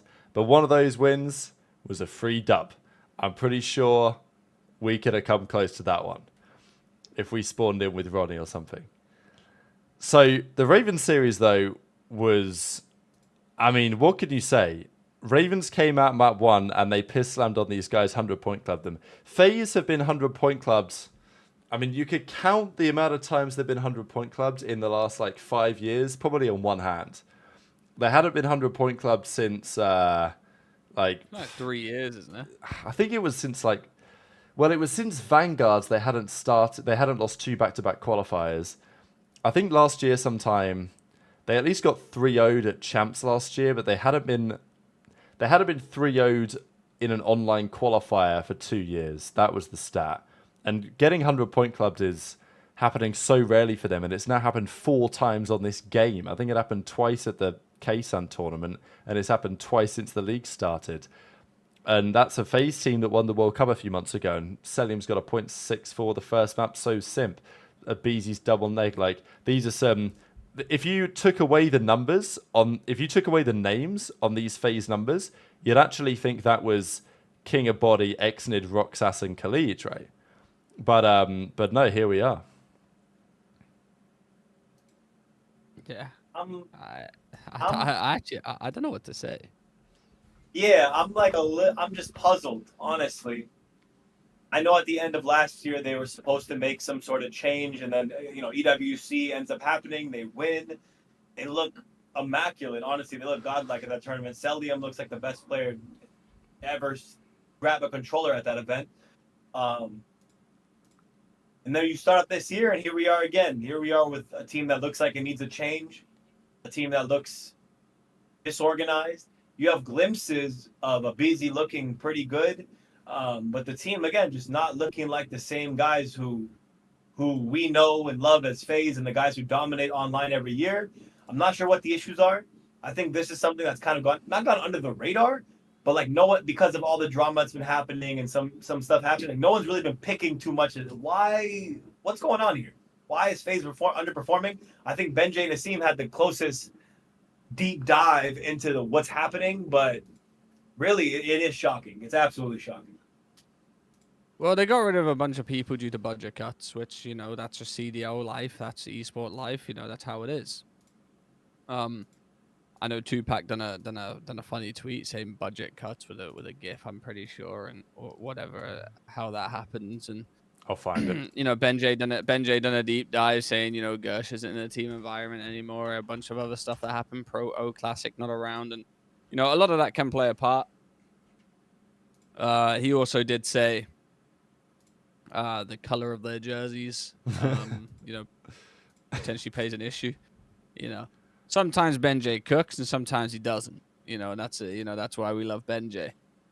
I couldn't quite tell you what's going on, other than the fact that they just don't look comfortable in this game. Maybe EWC was as you Americans call it, a band-aid over a big wound that maybe they got some bigger issues and they're showing this year. Yeah, it's a scary time to be a FaZe fan because they just don't look good in any game mode, even against Falcons. They lost the control. You look at FaZe, you think FaZe control, you think they should win that 3-0, but they just didn't look good in that either. It's a scary time to be a FaZe fan, and I'm excited to see how they come back and whatever like that. But you got to think if they have a bad major one, like there's a change on the horizon. I don't know who for, but there could be a change. I think this is the point with FaZe, right? Like they played the World Cup, they won the World Cup. Cell played so well, incredibly fast paced. There is an argument that if Cell tries to do that, it's not going to work quite as well on this game, just because like the way that you're seeing some of the other teams work. Obviously, Dashi's basically doing that though. Like the thing is with Dashi's numbers is not only does he have the engagements and the KD, but he's also got the hill time to back it up as well. Whereas Celium so far, I'm not just really trying to single out Cell, but like how often do you see Cell with numbers like this? I mean, you just don't. And the series he's played so far, 1.05 against Falcons, 0.85 against Ravens, 0.97 against Thieves, 0.94 against Toronto. And it's not like he's flying in terms of Slayer rating. I mean, his Slayer rating's in the 70s and the 80s. So Cell isn't comfortable on the game. Obviously, scrims, though, are still going well because in the coaches' poll, pretty much all the coaches had them second or first best team. So they're obviously looking good behind the scenes in practice, but that's always true, certainly for FaZe. And Simp says, we've got to play with more confidence. Scrims don't translate to games. I think my conclusion is, these guys have been teaming together for so long. And I know that there was always been the talk, oh, well, Simp's never going to retire without a BZ and all this stuff. But, like, sometimes things can only last for so long. And for whatever reason, sometimes things just come to a natural end. And I feel like it might be this season with these guys. I'm not saying that necessarily they're going to completely blow it up immediately after Minor 1 or whatever, because the reality is, like, who are you going to sign instead? But I think this could be a sign of things to come for FaZe on the negative end, and just the reality that this league is far more competitive maybe than it's previously been. And I mean, look, FaZe have not been 3-0 for a couple of years. That was a year in which they didn't win a tournament. If they go this year without winning a tournament, there's absolutely no chance they can keep their roster together. There's a guy who's a free agent right now. Now it seems, I don't know, seems like a good fit. Had rumors of him appearing on this team at some point. I don't know if Major One goes a little crazy. May seem like a time to give him a call. I don't know. Maybe I'm just thinking. I have no idea. I don't know who else you would put on this team if after Major One, let's say they don't hit top 6. Let's say they go below that. I don't know who else you can call. I really have no idea who else you can insert on this team. So there's only one guy with the talent level that makes sense. Maybe Illy. I don't know, maybe, but that's still, I feel like, too big of a risk for a team that's so established like this. Bring our cities back. The only man that can save them on a tryout game. That's my goat. He just won a. They won the Challengers Cup. Yep. Bring him back. My guy. Bring him back.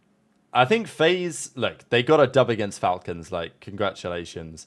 Both the hard points, they absolutely slammed him. King of Body at a 0.5, map 1. He had a 0.68, map 4. Look, we're going to have an uncomfortable conversation about the Falcons team because FaZe did not play. Ina's back with Dylan Rex. Great God. Oh, she's back. Oh, my God. Let's go. Ladies and gentlemen, we've been waiting a long time for this, but there she is in the chat. Ina Dog, back at it again. New season, same Ina Dog. New season, same Ina Dog. It is what it is. She has not changed. Welcome back, ladies and gentlemen. Get him in.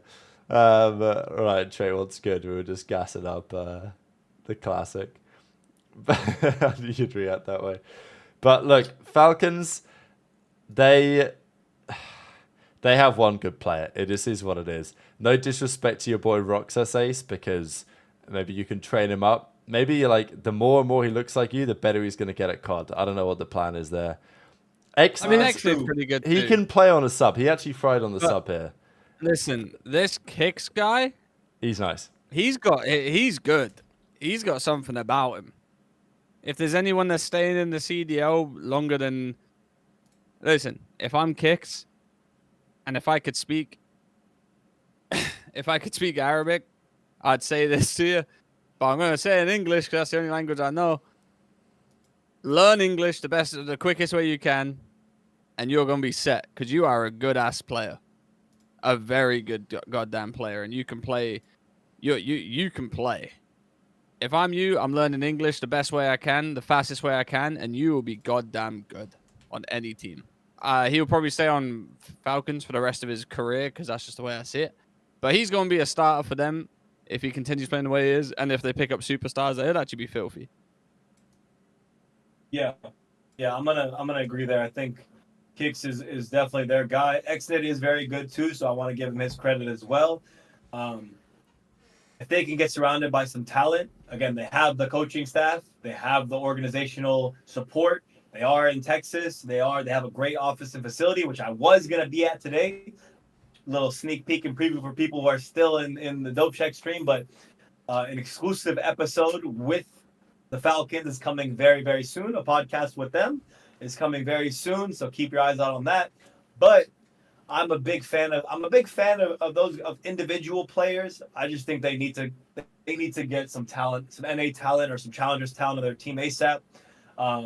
They probably won't. Again, this is a Miami Heretics situation, it seems like, where they're running with only their base players, the guys who have kind of got them through challengers and have stuck with the organization for a while. And I understand that speaks volumes to the loyalty of the org themselves. So I appreciate that. But in time, yeah, definitely learn some English, get some NA guys, and this team will be filthy. I think everything about Falcons is a good home to any.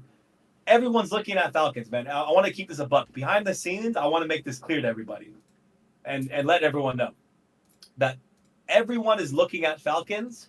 Your favorite player, your favorite superstar, your favorite mid-tier player, everyone's looking at Falcons as a team that they want to be on simply because they're a team that still is invested heavily in COD. They have an office in the central part of Dallas. The team is still paying out well. They have organizational support. They're putting money into their coaching staff. Your favorite player wants to play on Falcons. So just give it a couple years and Falcons are going to be a dangerous organization and team as a whole. And I hope they keep Kicks, Exnid, keep some of their core players because it'd be a really amazing come up. And I'm sure the Breaking Point video, the rise of the Falcons video is going to go so hard in a couple years. Okay, I just have to play this clip because I still don't understand what the hell Kigabody was doing on the map. But yeah, look, you're not wrong. Falcons, cool org. I'm sure they got a bright future ahead of them. But we're going to talk about Kigabody, bro. I was watching back in Black Ops 3 when, I don't know what that team was called, Exile 5 or something, out there in Australia. And they were you're the on about the worst Australian team that I've ever seen in my life. Kingabody is up there. Look, I'm sure he's a great guy. He's actually kind of a legendary name in the scene. And honestly, without Kingabody, I want to give him his props. Maybe some of these other guys his team are with wouldn't even be around. Because this guy was like the OG Saudi Arabian player. He's been playing for years. He was 1v1ing Illy years ago, playing 1v1 Chals. So I want to give him his props because I think he's been a big impact on that scene. I'm sure he's a sound guy. But as a player, he ain't up to scratch. I genuinely think I'm watching my POV when I watch this guy play some of the time. He might be the worst player we've seen in the CDL. There's some candidates, but wow, this guy is king of booty. I mean, like, I know the poor guys, I'm sure, getting nervous. I know he can play better than this. But, like, man, it has been rough to watch. Is it not, Trey? Does it not get you? I mean, you've just cooked the guy. I mean, It's not bad. I feel like we just leave it at that, to be honest with you. Great guy. Great guy. He just can't shoot. He can't shoot right now. Again, I've seen him get just like he looks like he's just reacting and not being cerebral or internalizing how to play COD. It's like he's just reacting to his screen and not thinking of the process, the game, what comes next, how to string the moments together to like win a game.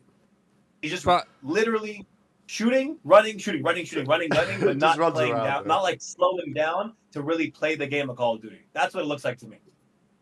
Listen, the nicest way possible, he's running around like a headless chicken. All right, he's running around like Stevie Wonder on the map. No clue what's going on. But let me just say this: it is his first year.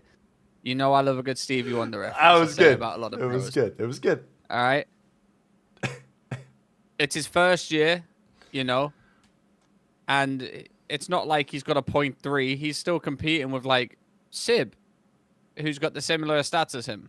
So realistically, you know, there's a conversation's got to be had.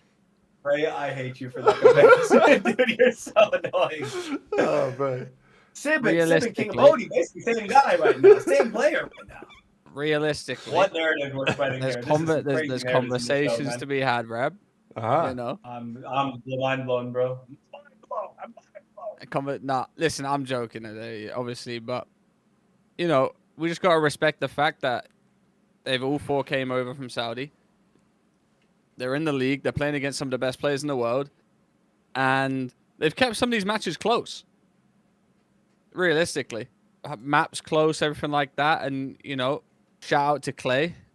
Shout out to Lou T. They're standing beside the guys. They know they're in for a tough year. Everyone knows they're in for a tough one. You know, I just have to. We just have to appreciate the fact that they're here. You know, they might not be the best players in the world. They might not be holding their own. Some are, some ain't. But as long as they're all having fun and enjoying themselves, you know, that's the experience this year. You know, we knew this was going to be something like this. This was what's going to happen. I don't predict them to win a series. Well, we did have the debate, didn't we? Over under Paris Legion 2022. So, or 2023, whatever it was. Yeah, no, I don't have them winning a series, but you know, that's just my prediction. You know, it's a bold prediction. They can definitely pull one out their ass somewhere, but you know, they beat FaZe on a control. It's all got to start somewhere. That would have been unthinkable, by the way, not long ago. Wait, I want to put this to you guys too, and chat. Put in the chat right now, and also, boys, I want to hear your guys' responses. What do we think they end the major at? Do they get a win? Put it in there. Any wins? 0 and what? Are they just 0 and 8? What do we think? What do we think actually? It's church, bro. What I will say is that when Clay, so after they played their first series, Clay tweeted something about like, we've made so much improvement over the last few days. And look, he might be right about that. But as soon as Clay tweeted that, I was like, somehow these guys just aren't going to improve. Because I've heard that before. I think it was this, right? It was this tweet from Clay. And for some reason, as soon as I read this tweet, I just had a bad feeling about this Falcons team, because I feel like I've heard Clay say this before about his own teams, and it very rarely works. And I know that like it's easier said than done to make the team take the next level and then get them to execute that. But they get quite close sometimes, and then there's rounds like the round 4 in yesterday's Search and Destroy, the 4th round of the Control, that they should just never lose in a million years and somehow find a way to throw away. Cell just came out of nowhere and just fucking... I mean, I could not believe they lost that. It was unbelievable scenes. And this is what Clay said on the 7th. He was like, the big progress over the last few days, you know, astounding to see the progress. And, like, if anything... Every series they've showed some promise, but every series they've also like either done the same or more heinous decision making than the previous series. I think some people have put it right when they say, look, this isn't, if you want to make this team work, this is not a month-long project, this is a year-long project. And they may not have the patience for that. Well, you got to look forward to next year. You know, that's the thing. That's the thing with this team. You got to look forward to next year. Yeah, I think this team too. Just not the team. Organizationally, I don't think they're not looking at Call of Duty or CDL as a experiment. They're looking at it as an investment. This is year 1 with the guys that got them there, the guys that they stuck with. They're planning to be here for a long time. So I think for them, it's not. It's just year 1 of a 10 to 20 year thing that they're investing in. So I don't think Falcons as an org is tripping. Maybe the team is. Maybe Clay is. But on this tweet though, the exclamation point at the end of "We go again tomorrow." That to me. Now, this is my favorite tweet for this guy to reply. Become godly in S&D and I can see you'll win a chip. No BS. I mean, look, fair. Maybe this is just no, I think this is actually a real human. You know what? Fair play. I respect the opinion, but winning a chip, might be a little bit of a stretch. But, I had to get real close to make sure I wasn't seeing some absolute bullshit on my screen, but I am. Talk about winning a chip before they win a series. It's impressive. It's impressive. All good. We'll keep it moving. But look, Clay's got his work cut out. I think he knew he was going to have his work cut out. It is what it is. And FaZe get the win on the board. Let's then move on to talk about Minor 1. This is going to be your bracket. This is how things are going to be looking. I'm sure we'll run a show after more drama over the next, around the Christmas period as well. We'll talk about it probably in more detail when the CDL is going to be returning. But, just initial impressions, gentlemen, on the format in general, I guess we can talk about first, because we've not really discussed it before. And some people are going to be like, what the hell are you talking about? What is this minor thing here? But this is what's happening. We've had 2 weekends of qualifiers. we have Christmas, we have New Year. When we're back in the New Year, we have a tournament. It's an online tournament. It's single elimination, but it's the closest we've got in recent times to like an old school 2K, 5K. The winner of this, I think, is 30 grand. I think they win. And maybe it's not 30 grand, but I think it's 30 CDL points, maybe 10 grand. I don't know. There's some decent prize pool to the winner, and there's some decent CDL points that count towards the champs qualification. But I don't think this counts for seeding for the major. So the seeding for the major is just done on the qualifiers, but it does give you points towards the end of the season. And the 4 teams with a bye are not the 4 teams I'd have expected to have the bye when when the season started, I guess.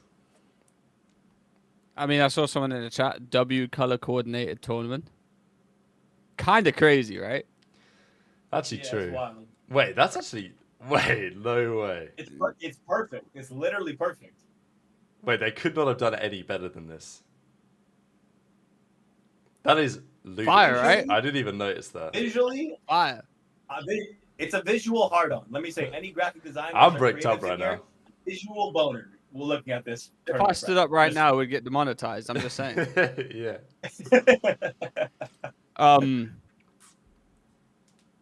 Things that stand out to me here, Scripted, bro. you look at it. Realistically, OpTic have a decent run. There are some good teams in front of them. I don't think Breach are a pushover. I do think Breach are a scary team, just like Ravens, in terms of like being that scary team that can just take a win from you. The bottom bracket stacked as a joke right now. But you could also say, listen, you look at the team names that when you look at stacked. But that top bracket, that's full of potential. There's some scary gains up there. I wouldn't look at OpTic's bracket and be like, oh, OpTic are blessed. They are far from blessed. They're blessed in the first game for sure. But other than that, then they're not blessed. Yeah, I'm gonna double down on that too, and specifically on Breach. That Breach OpTic Falcon side. Breach are moving different. Snoopy does look unbelievable at this game, so he actually seems like he's getting it together. Can we clip that chat? The small size. I knew there's gonna be some smiles on that one, but on the small size of these maps, and just him focusing on getting the kills is really working out for them. Plus, that team at SCD looks good, so I'm happy to see they're getting it together. OpTic, if I could make a shock prediction, would be that they lose to Breach in this tournament and then end up getting really far at Major 1, but I think they need to lose Minor 1 to do well at Major 1. Shout out Trey for that setup of things that need to happen. But everything else, C9 might be a shock for some people. I don't know if they're gonna make it past the Ravens. I think they're having too much struggles, and this is an online tournament. FaZe is another big one, but I think Thieves will bop them out. And grand final, are we gonna make some predictions for finals and stuff? Should I wait before I make some predictions or no? I think we can kind of go through it. I mean, there's some of these teams we haven't talked too much about, like Minnesota Rocker, for example. Nero looked pretty good this week. But again, Rocker, super questionable team to me. They're just not very good as far as I'm concerned, but they still got some wins on the board early doors. General Mates, I think, have been playing better COD than them lately. So they'd probably be my favourites there. But of course, with it being single elim, there's no double elim bracket. If you lose first round, you're top 12. You lose second round, you're top 8, right? I mean, it goes top 8, top 4, top 2, top 1. So, teams will have to keep this in mind. Like, let's say you're FaZe, you beat Heretics, you then lose to Thieves. You finish this tournament top 8. I mean, not in a good place. I mean, if we're going to do predictions, I think it's going to the final. Oof. You know what? After this break, I actually think FaZe is going to be very good. Do I think they're going to be... Are you saying you see them in the finals? I mean, based on this, no, I'm going to go Thieves in the finals. But I think it's going to be a FaZe Thieves. That's who I've got. Like, obviously they play each other, but like they're the two that I've got. I do think FaZe can be good. The whole thing. No, Thieves are winning the whole thing. Yeah, okay. I'm just saying FaZe are gonna look better than what they do because they look like dog shit right now. Right. Do I got OpTic in the final? Nah. I'm going Thieves Ravens. Wow. Okay. Who would have thunk? Who would have thunk? If I have to go for my grand finals prediction. Grand finals prediction. Ultra Ravens. Wow, everyone's got Ravens in the final. It's kind of crazy. I think I'm going to say... Oh, I mean, FaZe played Thieves very, very close at the recent, when they actually played online. Went to a game 5. Thieves took the dub. I think Thieves are the stronger team. I'd expect them to win that series if they rematch FaZe again. And of course, there's also a chance that FaZe just lose to Miami, which is rare, but I think it's possible. I think I'll take Thieves in the final. I'm not sure Toronto are quite as good as their record implies. I've been impressed by them, but they haven't played the strongest competition yet on paper, so I still want to see a bit more from them. And then I think I'm just going to take OpTic from the upper side. I think that they'll beat Falcons. That's like a lock-in. Ravens, they should get to the semis, and they could even play Boston in the semis, because obviously Boston beat OpTic the other day, surprisingly. But I do think it's a different story now. I think with Huke in the roster, they're going to be better. They've only had a couple of days of practice. They closed out the week very well against Cloud9. So I do believe OpTic come January will be a force. I think they'll be good enough to beat Boston. I think they'll beat Ravens. And we're looking at a Thieves OpTic grand final. But yeah, I think it's going to be great to see, because yeah, there's CDL points. Yes, there's money. But the reality is, as you say, Ace, when you go from this tournament, then you turn up at the LAN a few weeks later, the question is, we had this tournament online. Is it going to translate? Are some of these guys onliners? What's going on? Right. It's a huge discussion, right? Because there's been now we have two teams talking. We have a Surge talking about servers. We have C9 talking about servers. The discussion's kind of growing in that sense. We need to see these teams on LAN. This minor will give us a little bit of it, but realistically, it's just glorified online COD again. I can't wait for Major 1. I can't wait for Madrid to really just see where these teams are, where they're stacked, and actually if some narratives build or some narratives die away.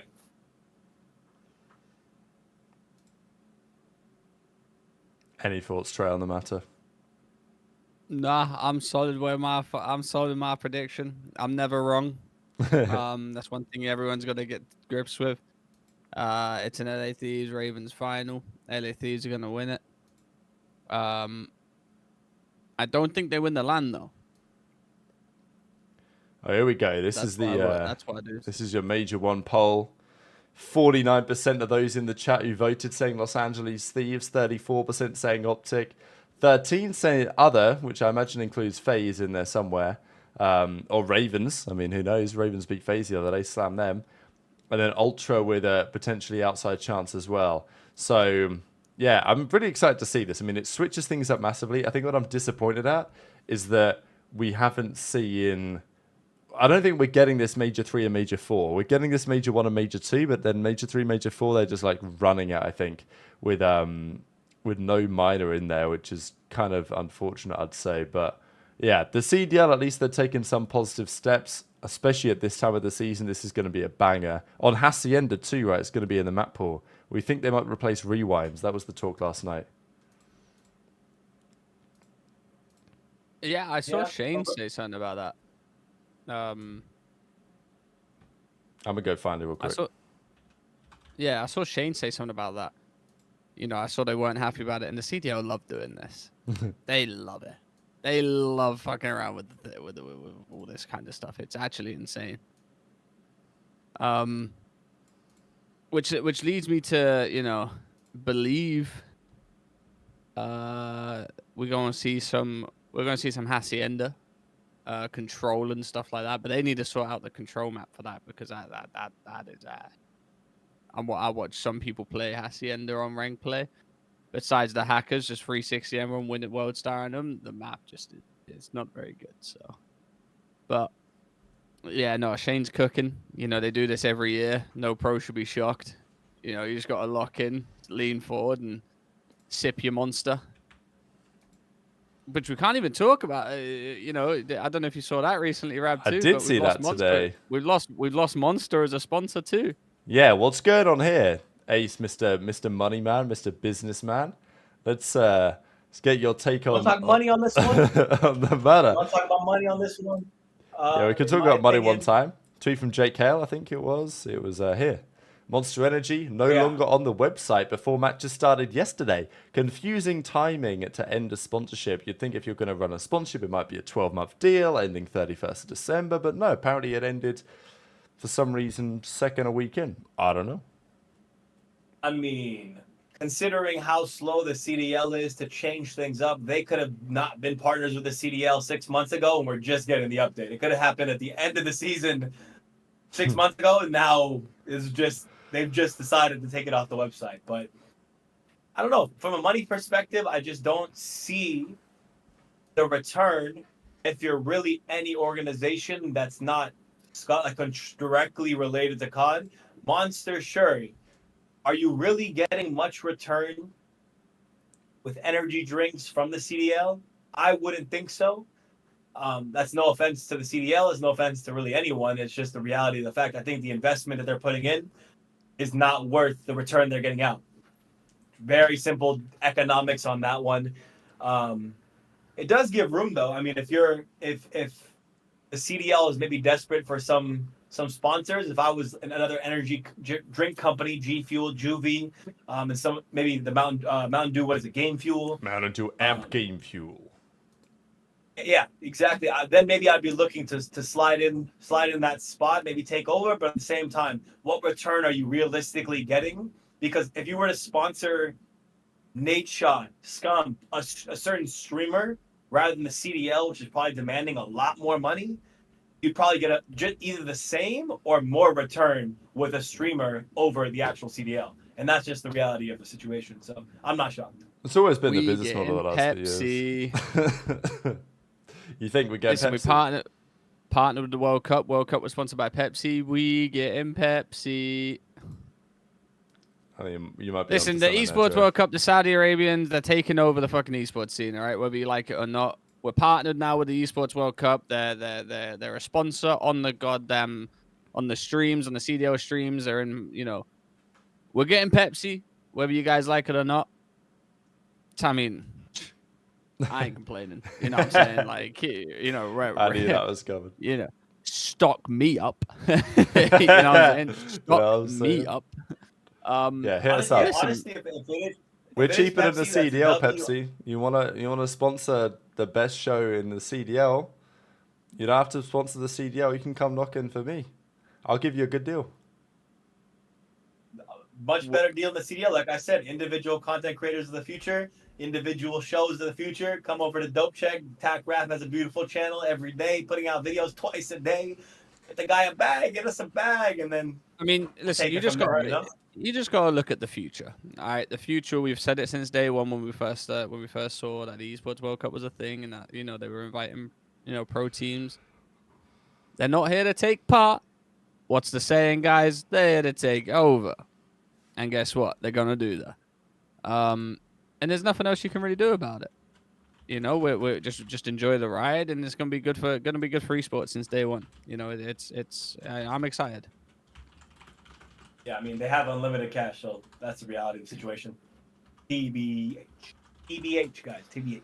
I mean, the thing is, they can also use some of these new viewership numbers to bolster their record, right? I mean, this I didn't expect going into the season. Obviously, there's reason for it because Guitarka's streaming the General Mates games and not the other ones, but still kind of wild that this is where the viewership lies. FaZe versus Thieves, probably the biggest match of the season so far.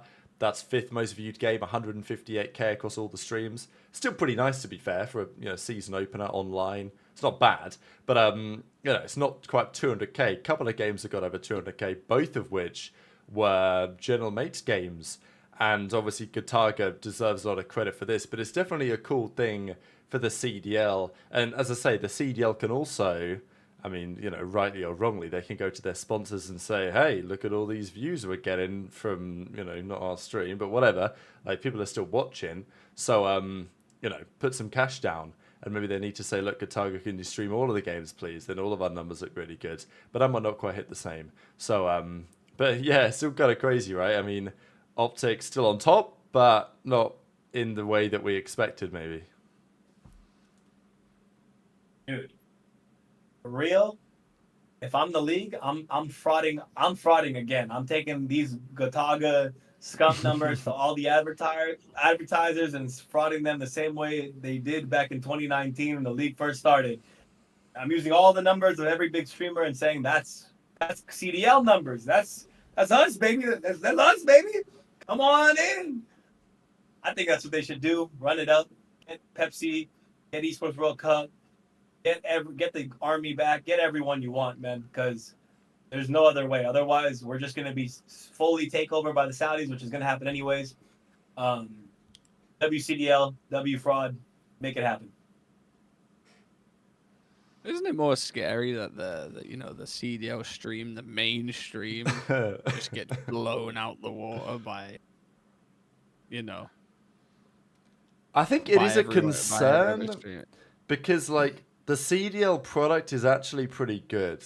Like, in Valorant, for example, they have the same problem where Tarek is running the show and he's the co-streamer with the most views. But in Valorant, the core stream product, I don't think is actually that good. I don't think the casters are as good as COD anywhere near. I get it why people watch the other broadcast, but like in CODs, we're becoming pretty reliant on these streamers. Like if Scump and Gotaga turn it off, it's kind of cooked. And it's also a problem, right? Because then the league has to ensure that they maintain the quality of the main broadcast, because otherwise no one's going to watch the main broadcast. I usually do watch the main broadcast, I'd say, compared to the watch I parties. just have it on just on mute. You know what I'm saying? Just on the side. Exactly. Now, that's yeah. not saying I don't like listen to the cast or anything like that. It's just how I'll look at a game. My thing is Zuma, Scump, Gotaga, the three main ones that, do the watch parties.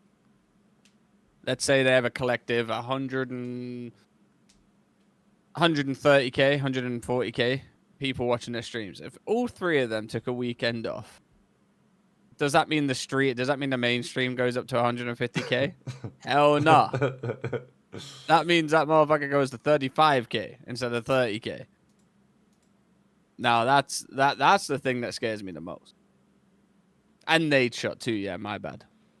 I don't know, does Nade watch the whole games or just LA Thieves games though? That's what I'm saying. I know Gotaga doesn't watch the whole thing.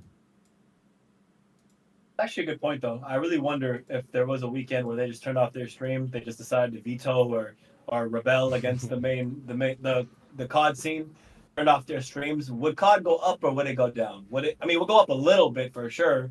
But would they break 100K? I think that's a question that I don't know if we'll ever get the answer to, because I don't know when they would have their streams off. But I don't know. It's an interesting thought. It's a little interesting thought experiment to see whether we break 100,000 per match or it would go down to like the same number or maybe a 10,000 higher, maybe. I've got the answer for you.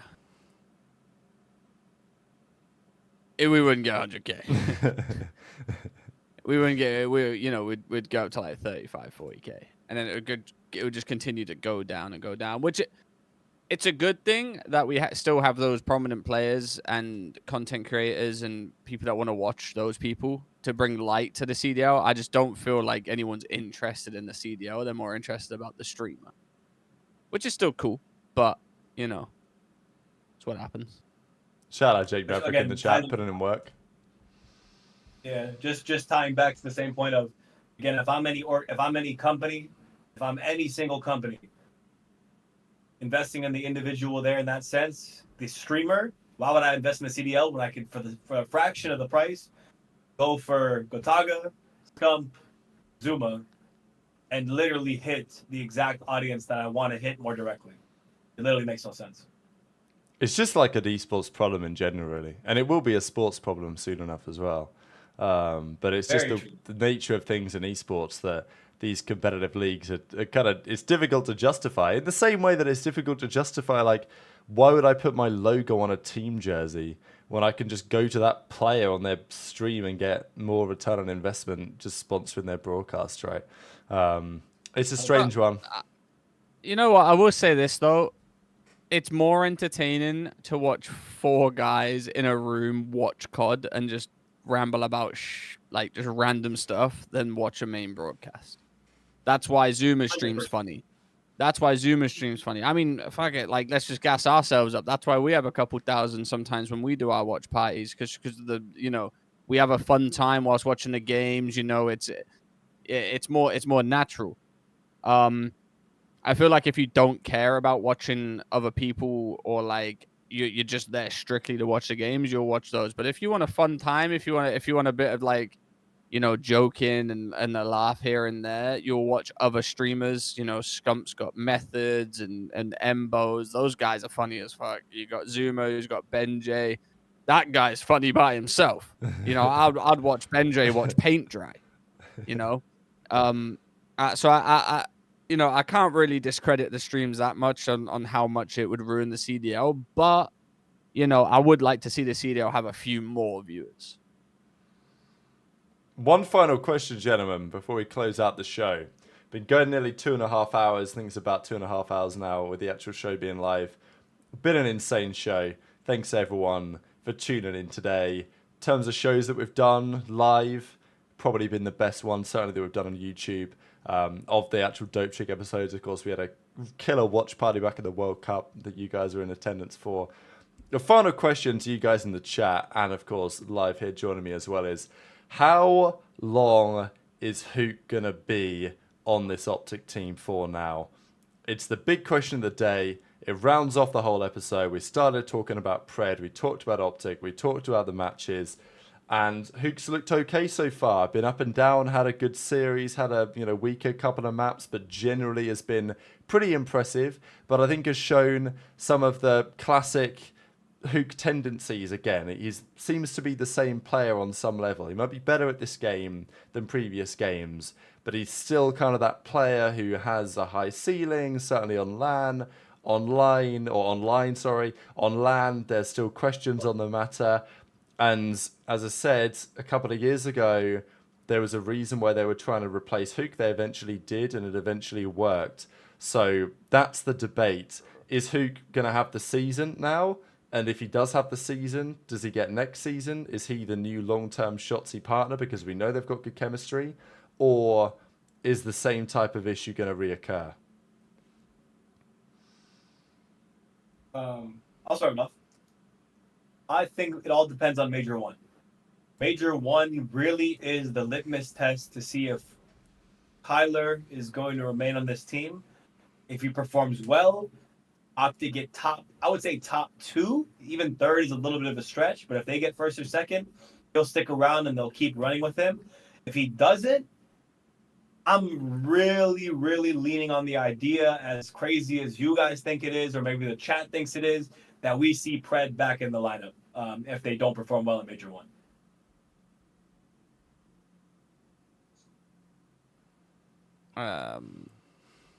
Yeah. I don't know where you stand there, Rab. I think we stand in the same place, Hunter. I think long term, it's a weird one, right? Because with FaZe struggling as well, if Thieves are as good as we think they might be, and maybe Falcons come through and start, winning championships or whatever, OpTic and FaZe might have to think about forming a super team. I know we always talk about it, but there is. It didn't seem plausible. Like, it's crazy how COD works, isn't it? Like, at the start of the season, before it begins, you look at the teams, you think, wow, Thieves are looking great, OpTic are looking great, FaZe are looking great. Like, how long are these teams going to stick it out together with the same roster? Because if you're FaZe, you're trying to make a change, who's there to get? All of a sudden, there's someone to get. And maybe the same story for OpTic as well. So, yeah, I think I like Huke. But I do worry that this is going to be the same old, and by middle of the season, there's going to be OpTic fans calling for his head again. I just don't think PRED's going to be the man to come back in, at least in the middle of the season. When doesn't that happen, though? I mean, OpTic were going after PRED, they were going after Dashy, like, the most ruthless fan base there is, You just got to get your head down and, after that Major 4 stint with OpTic last year, you got to look at it and be like, fans are asking for Pred to be dropped. You know, oh, this is he's ass. He's not, you know, and then they win champs. So you know, you just gotta trust the process sometimes and see where things lead you. All right, Ace. I'm gonna hand it to you to close out the show. I know you love to. I do it. You know, I love to close it out, even with a mic that's absolute dog meat, but it is what it is. As one of our best combo shows, we appreciate the support. Moving over to YouTube, it was kind of a question mark whether would it be this packed and everyone would show up, but you guys really did show up unbelievably. So thank you for Friday's pre-show that we did that went crazy, and today for going absolutely crazy in the chat. Thank you for the super chatters, for the new subs, everyone watching. We know you guys love the drama. You know you love the conversations and everything else. Friday, we will be back with another pre-show for these. There ain't no matches this Friday, so we won't be back for a pre-show. We'll be back next year for a pre-show. You're done for Minor 1. My bad, guys. Minor 1 will be back, but next week we'll be back with another Dope Check episode. But again, we cannot thank you guys enough for the amount of love that this episode and the last couple have been going crazy. So thank you so much.